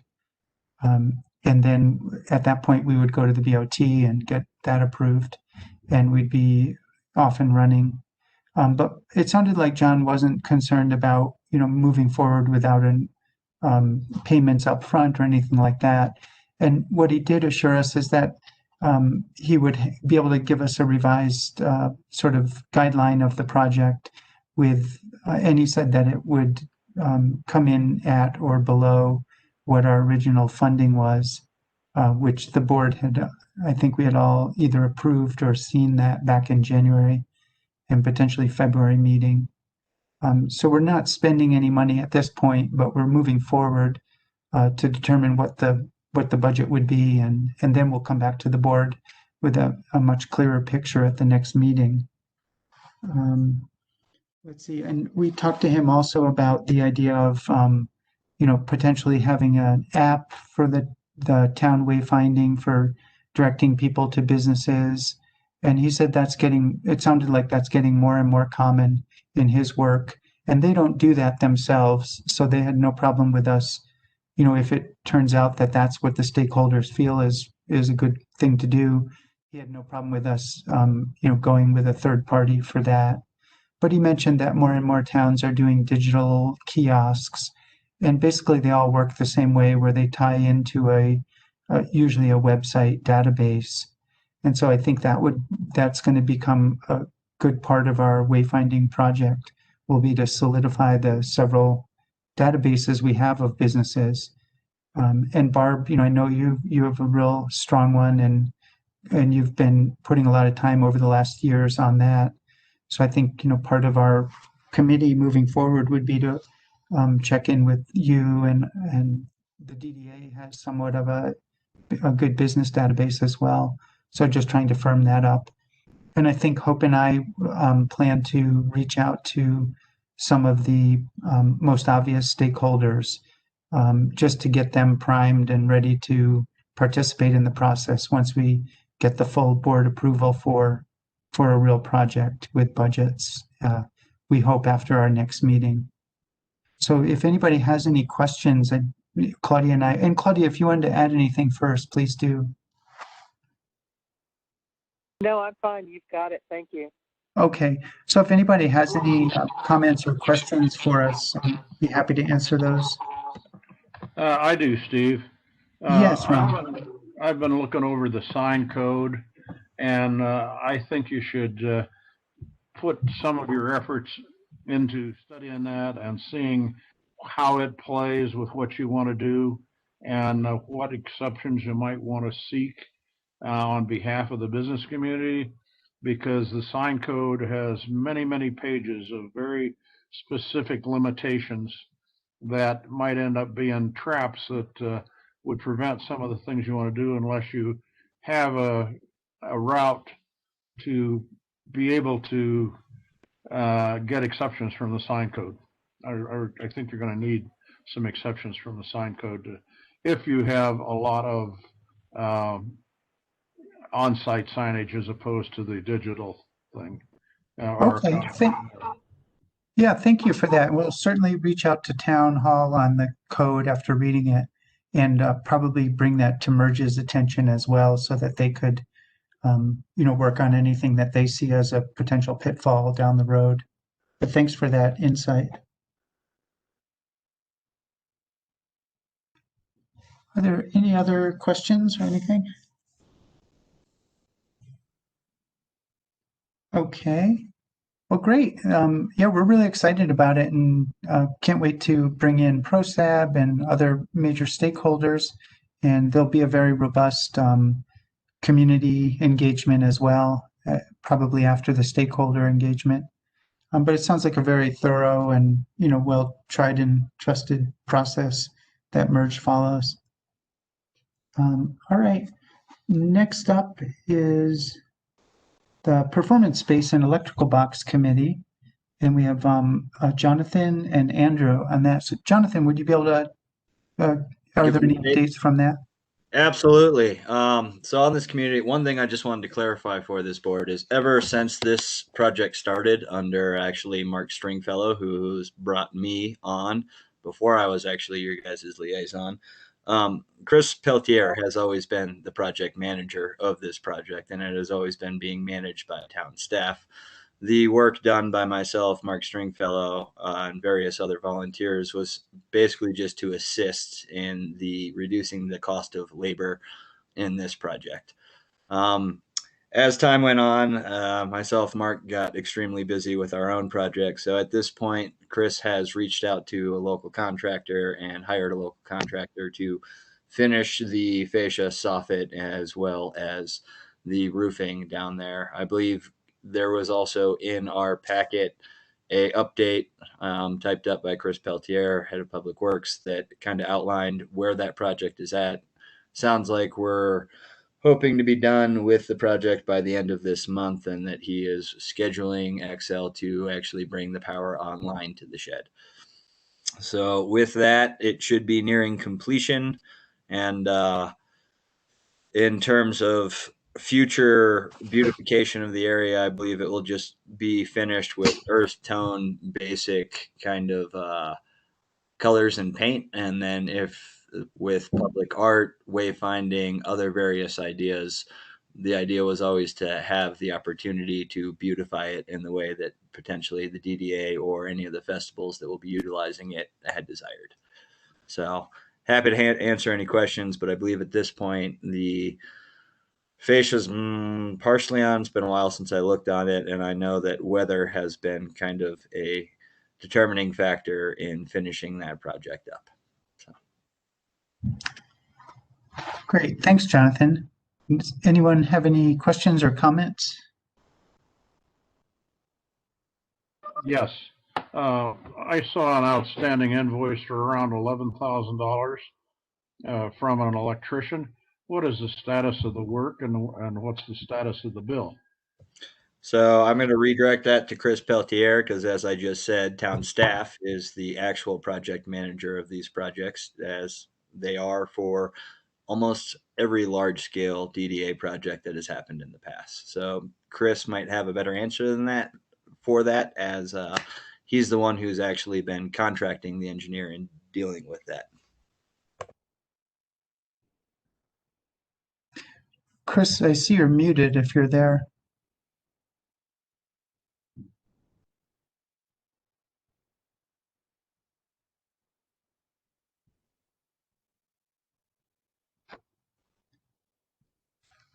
Looks like Chris may have stepped away.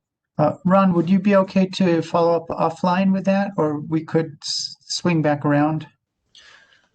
The update that Chris provided was that all the electrical work had been done. The wires have been run. From being in there almost a month ago, they had all the wires run and roughed out at that point. So I'm assuming now they're actually all into the electrical panel box that was requested by the festivals. I believe that the electrician's work is done, but I would have to get the final confirmation from Chris. And what we're waiting on now is for XL to actually activate the transformer to pull power into the panel that the electrician has built. And the bill was paid.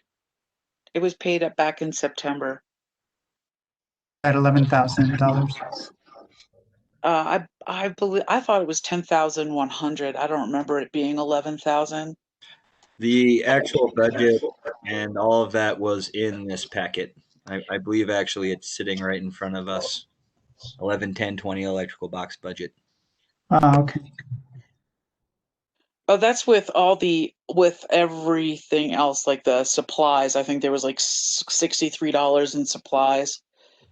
So yeah, there's a remainder of like 2,000 something that Chris was able to get someone to finish up the shed, like you mentioned. But the actual insides and electrical work, yeah, it was 10,100 electrical.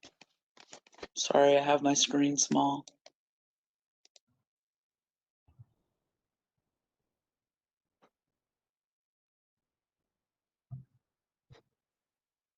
But yeah, I think the electrical components is what Ron is talking about with the trailhead. I think that's the name of on the invoice, the business called Trailhead, 10,100.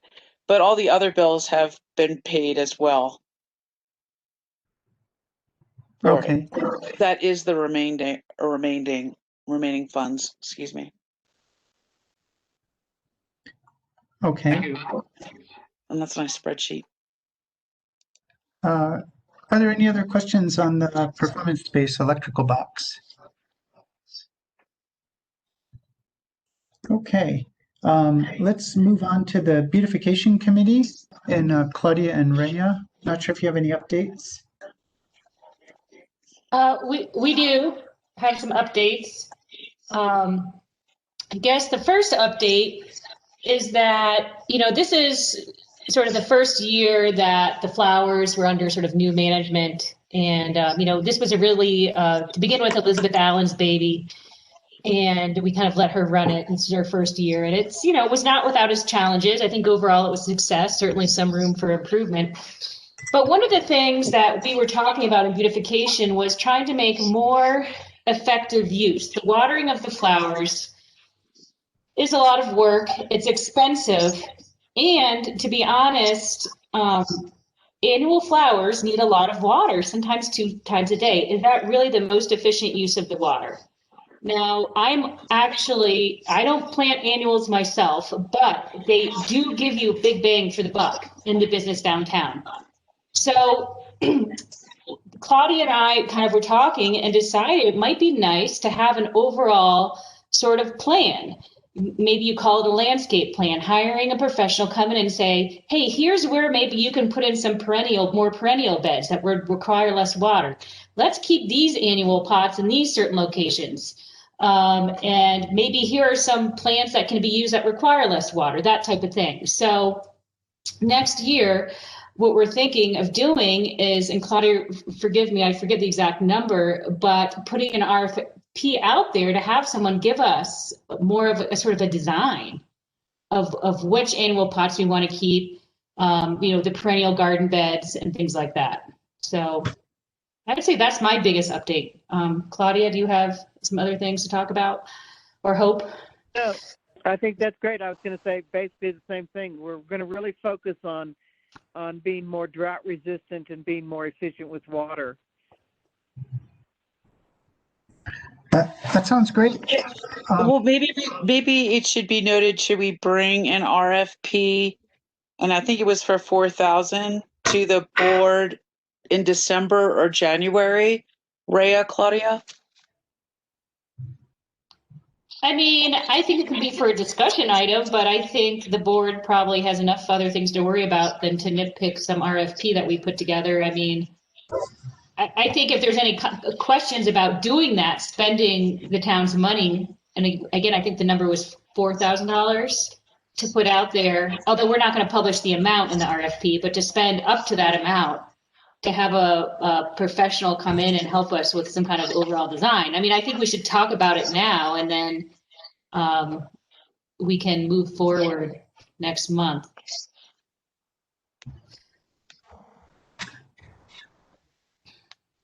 Yeah, it's not really a discussion item here, but if we could take a couple minutes, I think it would be okay. I'm in favor of it. I think that it sounds like the watering was a real issue this year, and that certainly water is a very precious resource up here. So I'd be interested in having a discussion item about it, and perhaps even an action item to put out an RFP to have someone who knows more direct the committee or direct the DDA. I don't know if other people have some input.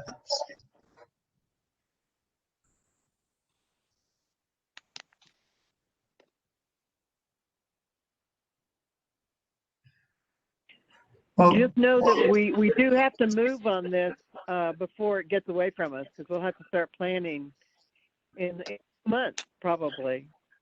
Right. Yeah. Well, why don't you bring it to the board next month as a discussion item, and if it seems clear enough, we could move it to an action item.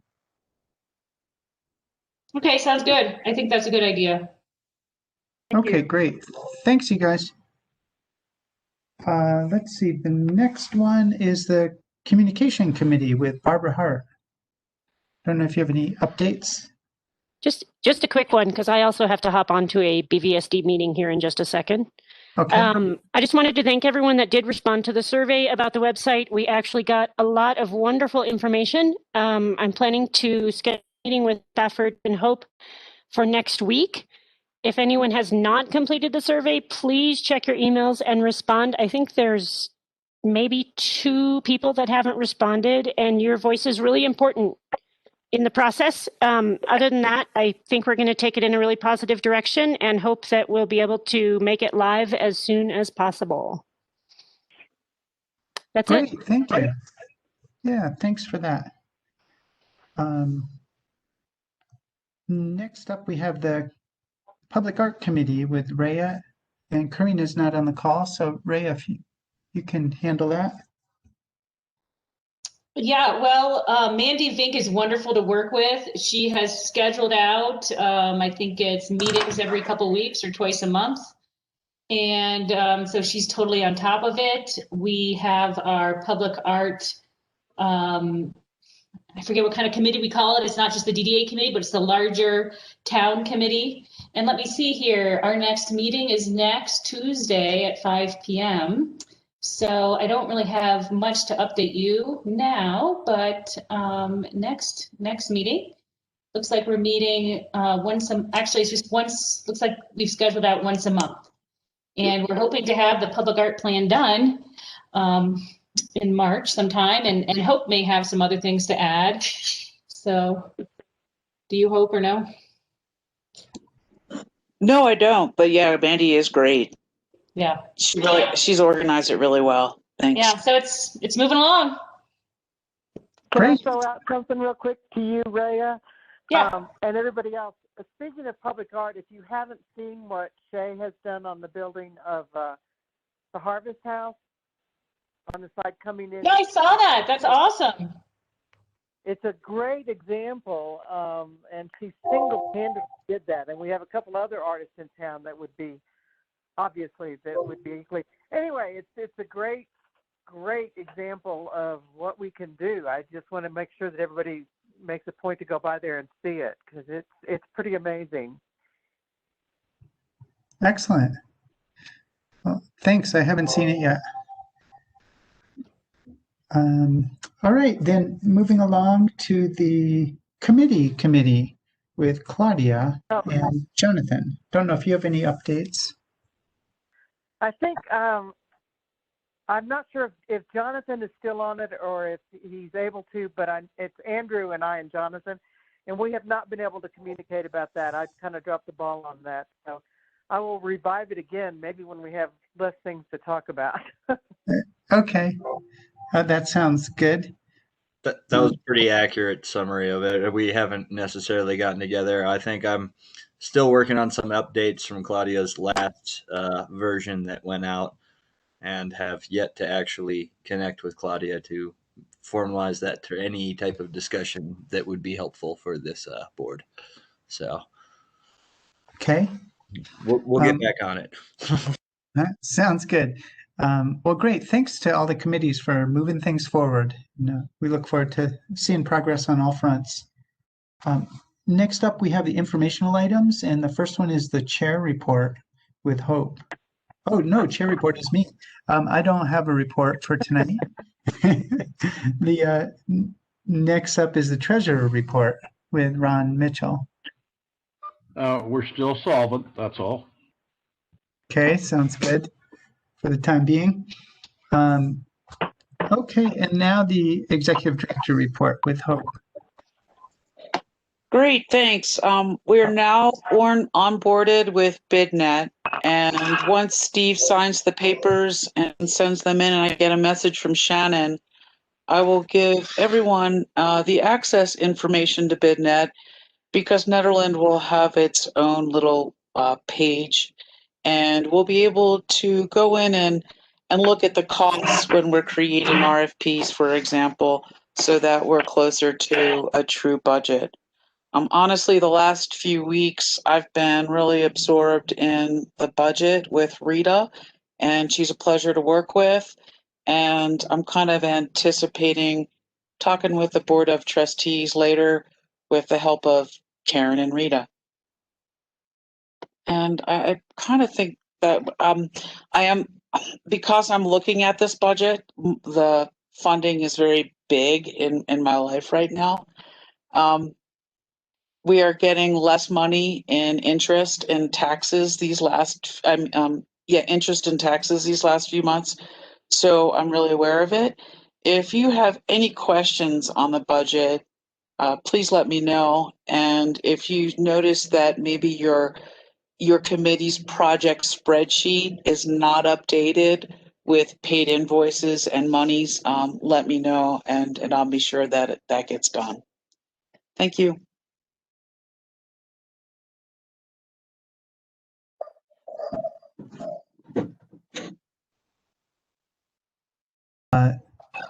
Great, thank you, Hope. I guess I was muted there. Thanks for that report. And next up, we have the town staff report. Hi, this is Karen. I just wanted to, I'm sure you guys are all following this information, but the pandemic has gotten very bad in our county. You might know that already in the month of November, we've had 14 fatalities. Most of them are people, well, they're all over 60, but the majority are 80 or 90. But what we're seeing is a community spread, and it's not tied to CU Boulder anymore. They actually have that under control pretty well. What they're seeing is social gatherings, and not even so much businesses, although restaurants, there are some restaurants that are having some outbreaks, but mainly it's the social gatherings. And, you know, speculation is people are just fatigued. They're just tired of it. Unfortunately, because our numbers are so high and our hospitalizations are so high, we're actually tipping out of orange, which was the higher level. Level 3 is what it used to be called. This stuff is changing daily, so it's a little hard to track sometimes. But we were put from level 2, which was yellow, into level 3, which is orange. Unfortunately, a lot of our numbers are actually trending in the red category, and that's the stay-at-home category. We're not the only county having that issue, and especially in the Front Range area, in the Denver metro area. That's where we're seeing lots of spikes like this. And again, most of it, well, I shouldn't say most of it, but the social gatherings, it's interesting because it's the small social gatherings where they're seeing the most spread. And I think number 2 is restaurants, and number 3 are large social gatherings. So now that we're in orange, which is level 3, basically the capacity for events and for businesses has been reduced to basically 25 people or 25% capacity, whichever is less. It's a little bit more complicated than that, and I address it. And I also give you a link in the report to where you can go to read about this. But the governor and the state are really doing everything they can to try to prevent us having to go into stay at home. And of course, that's what everybody wants, so that the economy can continue to recover. In Nederland, we're still at 6 confirmed cases as of today. So we know in Nederland, we're doing a good job. We know the businesses are doing a good job. We know that schools are doing a good job. There have been some cases in the schools that have been dealt with immediately, swiftly, following protocol. We're actually doing pretty good. But that, you know, of course, we have people coming into our community from all over, so we've got to be aware of this. So it's a challenging time right now for the pandemic. I think all of you also know that we are now conducting free COVID testing at the community center on Thursdays from 4:30 to 6:30, except Thursdays that are holidays like Thanksgiving. We won't be doing that. So far, our tests have come back all negative. So that is also good news. But it's a very tricky time right now. From what I'm hearing from Jeff Zajac, he's the Boulder County Public Health Director, is that we could go into an even more restrictive level, but what the governor is looking at in the state is something that's like stay-at-home light.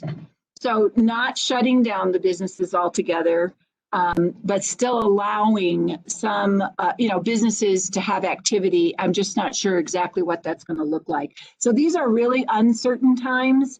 Town staff were paying attention to it, showing up at all the meetings we can. I had 3 meetings on Monday alone to try to get on top of this and understand the impact. Calwood fire information just continues to get better and better. Still, I think at 85% containment, unless it moved up, maybe it moved up to 90 now. There are still a couple hot spots. So they are, of course, monitoring it. The snow is just great news. So as far as the fire danger goes, the news has been good lately. For the Big Springs Egress update, we were going to do a field trip on Saturday, but the forests were still not officially opened. They did actually open them this morning in our area, so we will schedule that again, but we will be presenting to the Board of Trustees on November 17th, the Big Springs Egress update, which will include both the originally vetted route that was approved by the town a couple years ago and the potential alternate route that the Boulder County Commissioners asked us to please consider, something that might have less impact on the environment, less trees going down, less crossing over the wetland, that type of thing.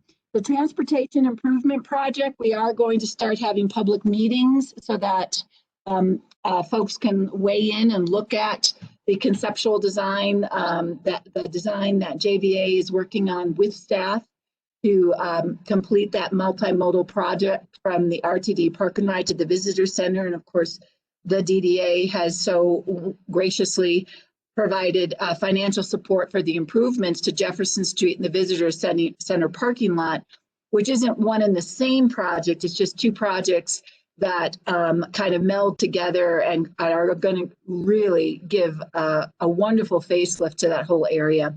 But we encourage people to start attending these meetings. I know we'll be bringing it to the DDA as well. I'm assuming that'll be in December. It just depends on when you have that meeting. But we'll be presenting to the Sustainability Advisory Board on November 19th at 5, and then the Parks, Recreation, Open Space Advisory Board on the same day at 7. And then, of course, with our budget, we've been telling you at every meeting that we are doing, we're having our budget hearing tonight at 7 o'clock, as Hope mentioned. And I'm glad there'll be some representation there from the DDA, because have definitely gotten indication from at least one of the trustees that they're going to have some questions about it. I'll do kind of a high level overview, but then if they do have any more specific detailed questions, it'll be wonderful to have some of you there. And Hope, you're going to be there. Is that correct? Hope? I think I'm changing my mind. Yes. I'm gonna groom the territory and just be very positive, and we'll see. But they may have some more detailed questions. Cool. And then Miranda, if you're still on, of course you're still on because you're hosting. If you wanted to give an update to the advisory boards, that'd be great too. Yeah, just a quick update. So ProSab submitted their Great Outdoors Colorado Resilient Communities Grant for Barker Meadow Park. We've yet to hear back from them on if we were awarded the grant, but that's officially been submitted. What's also been submitted under SAB is the grant for the Boulder County Environmental Sustainability Funds, which would allow us to continue to work with Garrett McDaniel, who is our sustainability coordinator. So that was submitted at the end of last week. So we're hopeful for that as well. SAB also received Board of Trustees approval to do some collaborations with 2 different organizations. The first one being Mountain Resiliency Coalition, and they will work on developing some sustainability indicators for the town. And then the other is Solar Energy International, which is a nonprofit organization that will help to facilitate a solarized program in Nederland. So more information to come about both of those. We'll add information to our website, and we'll keep the DDA posted on if there's anything. Specifically Solar Energy International, there will be some pieces that tie into businesses, so we'd like to keep you up to date on that. And that's our report. Thank you for Miranda and Karen. Karen, I just had a quick question. I don't know if you're allowed to comment on it, but do you know what the questions are that the BOT has about the budget? Well, I think, to be honest with you, it's hard to say. I think it's basically one person in particular, and I think he's just having a hard time understanding, how these big projects will get done. That's really what I hear him saying. When you talk about the 480,000 or whatever it is, I don't have it in front of me, that you guys are estimating that you're going to be spending on TIF projects. That's the thing he seems to keep bringing up. Like he doesn't understand how that's going to take place when, and he's pretty new to the board. And so I don't know if he's really been following DDA history or, the things you guys have accomplished. But I think his question is more about, how do you see yourselves actually completing some of these bigger projects? I don't know for sure, but that's the kind of stuff he's talked about in past board meetings. He brought it up recently in a meeting that he had. We meet with each board member separately every month, and he brought it up again. So I just think you should be prepared to be able to answer sort of that kind of a bigger question about these projects if that comes up. Okay, great. And wouldn't you say that it's true that if we budget it doesn't necessarily mean that we're going to accomplish everything that's in the budget, but we wanted to apportion the funds toward various projects that we at least have some likelihood of completing or working? And I say that every time, and I remind them that, you guys have to come to them. It's not as if because you approve the budget that you're approving all the projects. Every single TIF project will come to the board separately. I do make that clear to them. I think it's more about a track record because, he looks at what was budgeted for this year, which was around 500,000 or something. And I think he's just looking at that and going, but none of this happened. So how can we say that's going to happen? And I'm not saying that's the case. I'm just giving sort of his language, what the language he's using. Sure. Well, thanks for that insight. That I think that will help. Are you going to be there tonight, Steve? I wasn't planning on it. I didn't actually realize that it was going on and that we were going to be doing that. But I think it would be great if you could be. Okay, and it starts at 7, did you say? Yes, it does. And there is, the consent agenda, and then there's one discussion item, and then it goes into the hearing, the public, the budget hearing. So it would be awesome if you could be there too. Well, I'll try my best and hope if you haven't changed your mind entirely, are you planning to be there?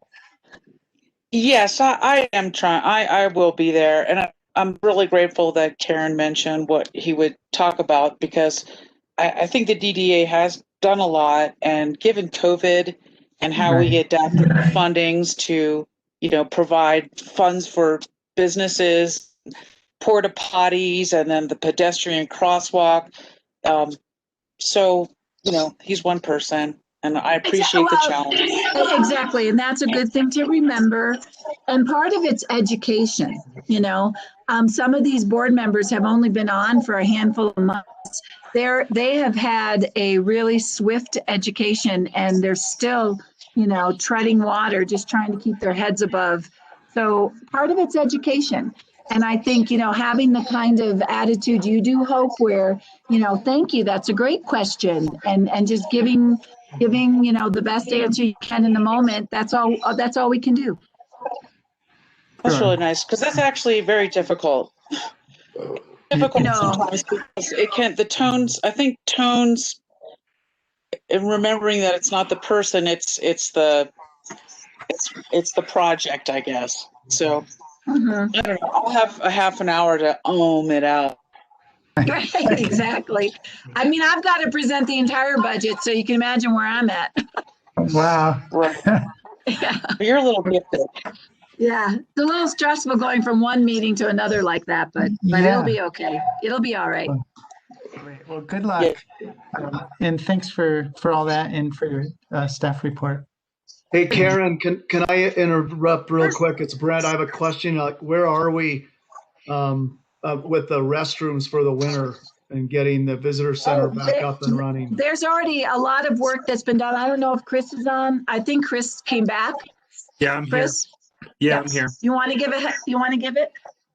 Yeah, so staff has contracted with Timberline Mechanical to install some ionizing air exchangers to help clean the air inside the restrooms. We've also hired a company to install commercial grade steel doors on ball bearing hinges that will be motion sensor and open at the motion of your hand, and then it'll have an indicator outside the door whether it's being occupied or not.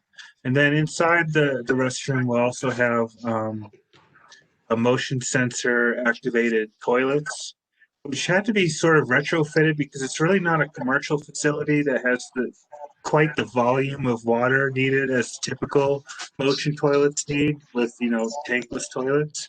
Nonetheless, we will be outfitting, we found a solution, we'll be outfitting the restrooms with motion sensor toilets. And then finally, we'll replace the sinks with ADA compliant sinks, but also with the motion sensor water faucets. So the point being that you can walk in the door, use the restroom, and walk out the door without almost having to touch anything at all. And then we'll have the air exchange as well. Not really fast, but sufficient to help clean the air. So that's a brief update of what's going on. We hope to be done that by the end of December. Okay. Hopefully by Christmas. Hopefully by Christmas. Yeah. Thank you, Thank Chris. you. Merry Christmas. All right, then, is there any other business? No, just my last plug after doing some brief research, and Chris, I think you know where this is going, but the steam generators can also be used and are used in disinfecting commercial restrooms, playground equipment, nursing homes, etc. So, I'm just going to go back to plug and keep doing a little research, because I think if we can get something that can work for not only weeds, but also be, legitimately certified as a, disinfecting equipment that doesn't use any chemicals and can be used throughout the town. That's my last plug. I'll shut up about the weeds. All right. Thanks, Andrew. And actually, I was just about to respond to your email. So I appreciate the research. Great. Well, thanks, everybody. And I'd make a motion to adjourn. Second. All right. Thanks for a good meeting. Thank you. Have a good night, everyone. Thanks. You too. Y'all have a lovely night.